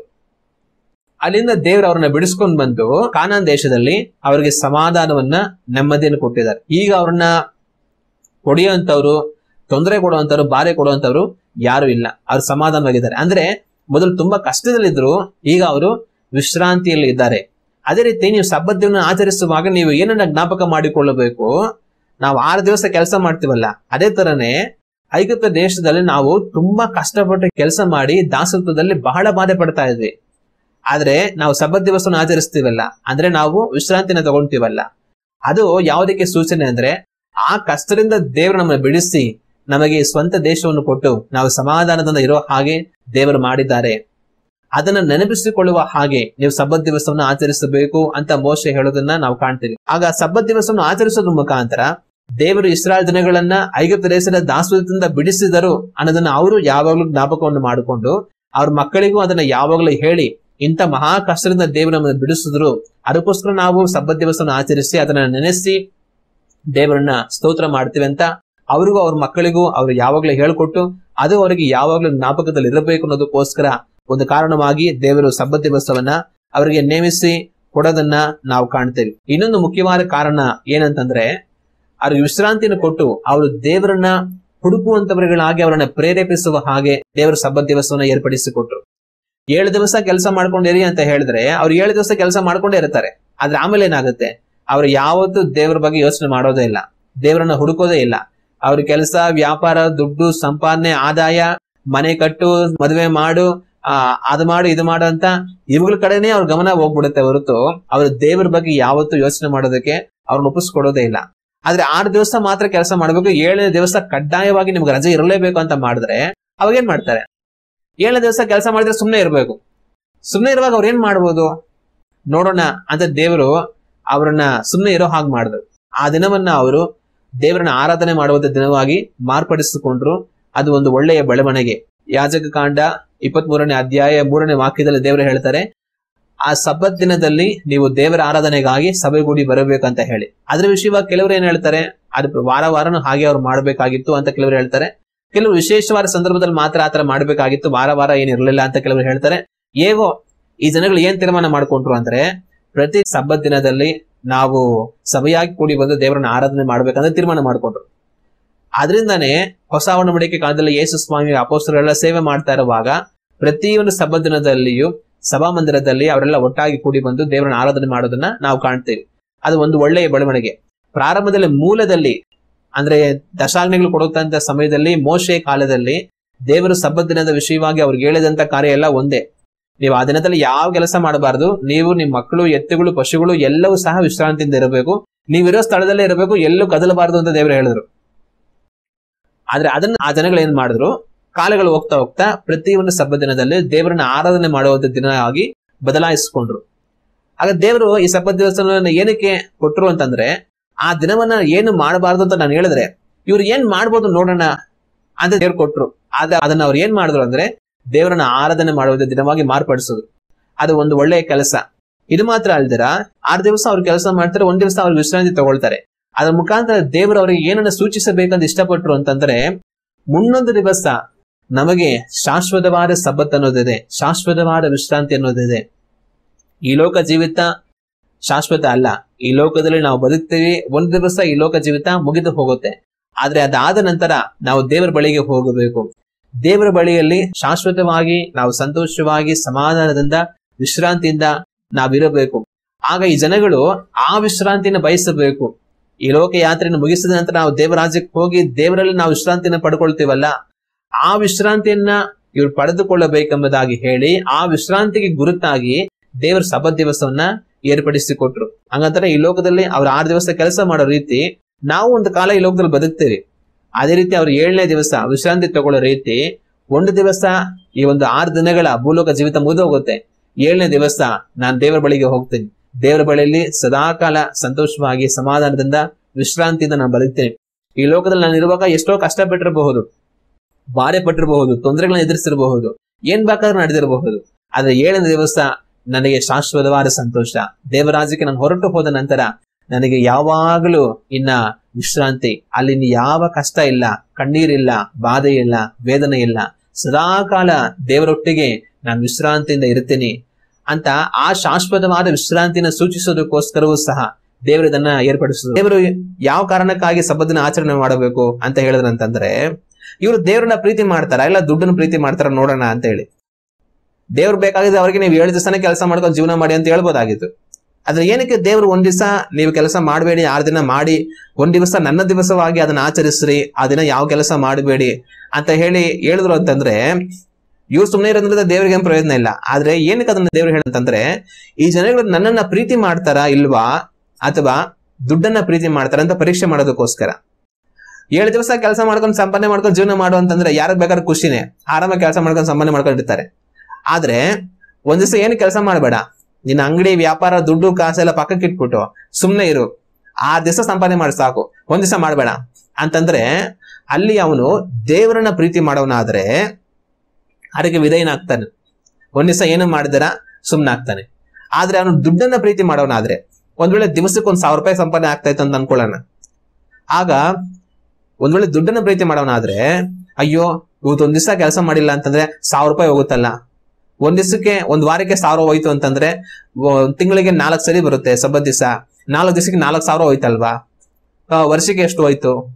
ಅಕಸ್ಮಾತ್ ಏನಾದ್ರು ದಿನಕ್ಕೆ ಒಂದ್ ವೇಳೆ 5,000 ಲಾಭ ಆಯ್ತು ಅನ್ಕೊಳ್ಳೋಣ, ತುಂಬಾ ದೊಡ್ಡದು ವ್ಯಾಪಾರ, 1 ದಿವಸಕ್ಕೆ 5,000 ಲಾಭ ಬರುತ್ತೆ ಹೆಚ್ಚು ಕಡಿಮೆ. ಒಂದ್ ವಾರಕ್ಕೆ 5,000 ಹೋಯ್ತು, 1 ತಿಂಗಳಿಗೆ 20,000 ಹೋಯ್ತು. ಇವ್ 20,000 ಎಲ್ಲಿಂದ ಬರುತ್ತೆ? ದೇವ್ರು ಯಾಕೆ ಸುಮ್ಮನೆ ಕೆಲಸ ಮಾಡ್ಬೇಡ ಅಂತ ಹೇಳ್ಬಿಟ್ಟು ನಾವು 20,000 ಲಾಸ್ ಮಾಡ್ತಾವ್ರೆ? ಅಯ್ಯೋ ದೇವ್ರೇನೋ ಹೇಳ್ಕೊಂತಾರೆ, 5,000 ಸುಮ್ಮನೆ ಬರುತ್ತಾ, ಹೋಗ ಮಾಡಿದ್ರೆ ಆಯ್ತು ಸ್ವಲ್ಪ ವ್ಯಾಪಾರ ಕೆಲಸ ಅಂತ ಅಂದ್ಬಿಟ್ಟು ದುಡ್ಡನ್ನ ಪ್ರೀತಿ ಮಾಡುವಂತವರಾಗಿ ಅವ್ರು ಮಾಡುವಂತ ಕೆಲಸಗಳಿಂದ ಸುಮ್ಮನೆ ಇರೋದಕ್ಕೆ ಅವ್ರಿಗೆ ಆಗ್ತಾ ಇರಲಿಲ್ಲ. ಅದೇ ದೇವ್ರಿಗೆ ಏನಕ್ಕೆ ಅದನ್ನ ನೇಮಿಸಿದ್ರು ಅಂತಂದ್ರೆ, ದೇವ್ರು ನೇಮಿಸೋದಕ್ಕೆ ಹಲವಾರು ಕಾರಣಗಳಿದೆ. ಅದ್ರಲ್ಲಿ ಒಂದು ಕಾರಣ, ಇವರು ದೇವ್ರನ್ನ ಪ್ರೀತಿ ಮಾಡ್ತಾರ, ಧನವನ್ನ ಪ್ರೀತಿ ಮಾಡ್ತಾರ ಅಂತ ಪರೀಕ್ಷೆ ಮಾಡೋದಕ್ಕೋಸ್ಕರ ದೇವ್ರು 1 ದಿವಸ ಏನು ಮಾಡಿದ್ರೆ ಸುಮ್ಮನೆ ಇರಿ ಅಂತ ಹೇಳಿದ್ರು. ಆದ್ರೆ ಈ ಜನಗಳಿಗೆ ಏನ್ ಮಾಡ್ತಾ ಇದ್ರು, ಅದನ್ನ ಮಾಡಿದಿರ ಅವ್ರ ವ್ಯಾಪಾರಗಳು ಮಾಡ್ಕೊಂಡು ಸಂಪಾದನೆ ಮಾಡ್ಕೊಂಡು ಜೀವನ ಮಾಡ್ತಾ ಇದ್ರು. ಅವಾಗ ಅದು ಏನ್ ತೋರಿಸುತ್ತೆ, ಅವ್ರು ದೇವರನ್ನ ಪ್ರೀತಿ ಮಾಡೋದಕ್ಕಿಂತಲೂ ದುಡ್ಡನ್ನ ಪ್ರೀತಿ ಮಾಡ್ತಾರೆ ಅನ್ನೋದನ್ನ ತೋರಿಸುತ್ತೆ. ದೇವ್ರ ಆದಾಮಿಗೆ ಹಣ್ಣು ತಿನ್ಬೇಡ ಅಂತ ಹೇಳಿದ್ರು. ಹಣ್ಣು ತಿನ್ಬಿಟ್ರೆ ಏನಾಗ್ಬಿಡುತ್ತೆ, ದೇವ್ರಿಗೆ ನಷ್ಟ ಆಗುತ್ತಾ? ಆದಾಮ ಹಣ್ಣು ತಿನ್ನೋದ್ರಿಂದ ದೇವ್ರಿಗೆ ನಷ್ಟ ಇಲ್ಲ. ಆದ್ರೆ ಏನಕ್ಕೆ ದೇವ್ರು ಏನ್ ಹೇಳಿದ್ರು ಅಂತಂದ್ರೆ, ಅವನ್ನ ಪರೀಕ್ಷೆ ಮಾಡೋದಕ್ಕೆ. ಒಂದ್ ವೇಳೆ ಹಣ್ಣು ತಿಂದಿದ್ರಿಂದನೇ ಅವ್ನ ಮರಣ ಬಂತ?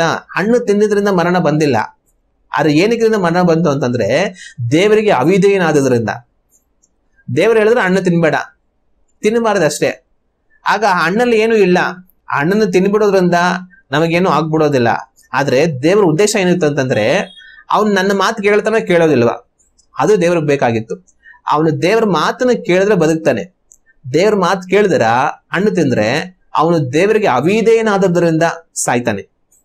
ಅದೇ ರೀತಿ ಸಬ್ಬತ್ ದಿನವನ್ನ ದೇವರ ಆಚರಣೆ ಮಾಡೋದಕ್ಕೆ ಹೇಳಿದಕ್ಕೆ ಕಾರಣ ಏನಂತಂದ್ರೆ, ಅವ್ರು 7 ದಿವಸನ ಕೆಲಸ ಮಾಡ್ಕೊಂಡು ಹೋದ್ರೆ ದೇವ್ರಿಗೆ ಏನ್ ಸಮಸ್ಯೆ ಇಲ್ಲ. ಆದ್ರೆ ಅವ್ರು ದೇವರನ್ನ ಪ್ರೀತಿ ಮಾಡ್ತಾರ, ದುಡ್ಡನ್ನ ಪ್ರೀತಿ ಮಾಡ್ತಾರ, ಅದನ್ನ ದೇವ್ರ ತಿಳ್ಕೊಬೇಕು. ಅದಕ್ಕೋಸ್ಕರ ದೇವ್ರೇನ್ ಮಾಡಿದ್ರು, 1 ದಿವಸ ನೀವೇನು ಮಾಡಬಾರದು, ಸುಮ್ನೆ ಮನೇಲಿ ವಿಶ್ರಾಂತಿಯಿಂದ ಇರಬೇಕು ಅಂತ ಹೇಳಿದ್ರು. ಆದ್ರೆ ಇವರಿಗೆ ದುಡ್ಡಿನ ಆಸೆ ಇರೋದ್ರಿಂದ 1 ದಿವಸ ನಾವು ಮಾಡೋ ಕೆಲಸ ಮಾಡಿಲ್ಲ ಸಂಪಾದನೆ ಹೋಗುತ್ತಲ್ಲ, ಇವ್ರೇನೋ ದೇವ್ರೇನೋ ಹೇಳ್ಬಿಡ್ತಾರೆ ಸುಮ್ನೆ ಇರೋ ಅಂತ, ಹೆಂಗ್ ಸುಮ್ನೆ ಇರೋದು ಅಂತ ದುಡ್ಡನ್ನು ನೋಡಿ ಸಬ್ಬತ್ ದಿನವನ್ನ ಆಚರಿಸೋರಿಗೆ ಇಷ್ಟ ಇಲ್ದಾರ ಅವ್ರವ್ರ ಕೆಲಸಗಳು ವ್ಯಾಪಾರಗಳು ಮಾಡ್ತಾ ಇದ್ರು. ಅವರು ದುಡ್ಡನ್ನು ಪ್ರೀತಿ ಮಾಡೋರಾಗಿರೋದ್ರಿಂದ ದೇವ್ರನ್ ಮಾಡಿದ್ರು, ಆ ದೇಶವನ್ನು ಶಪಿಸಬೇಕಾಗಿರೋ, ಅವ್ರನ್ನ ದಂಡಿಸಬೇಕಾಗಿರೋ ಪರಿಸ್ಥಿತಿ ಬಂತು.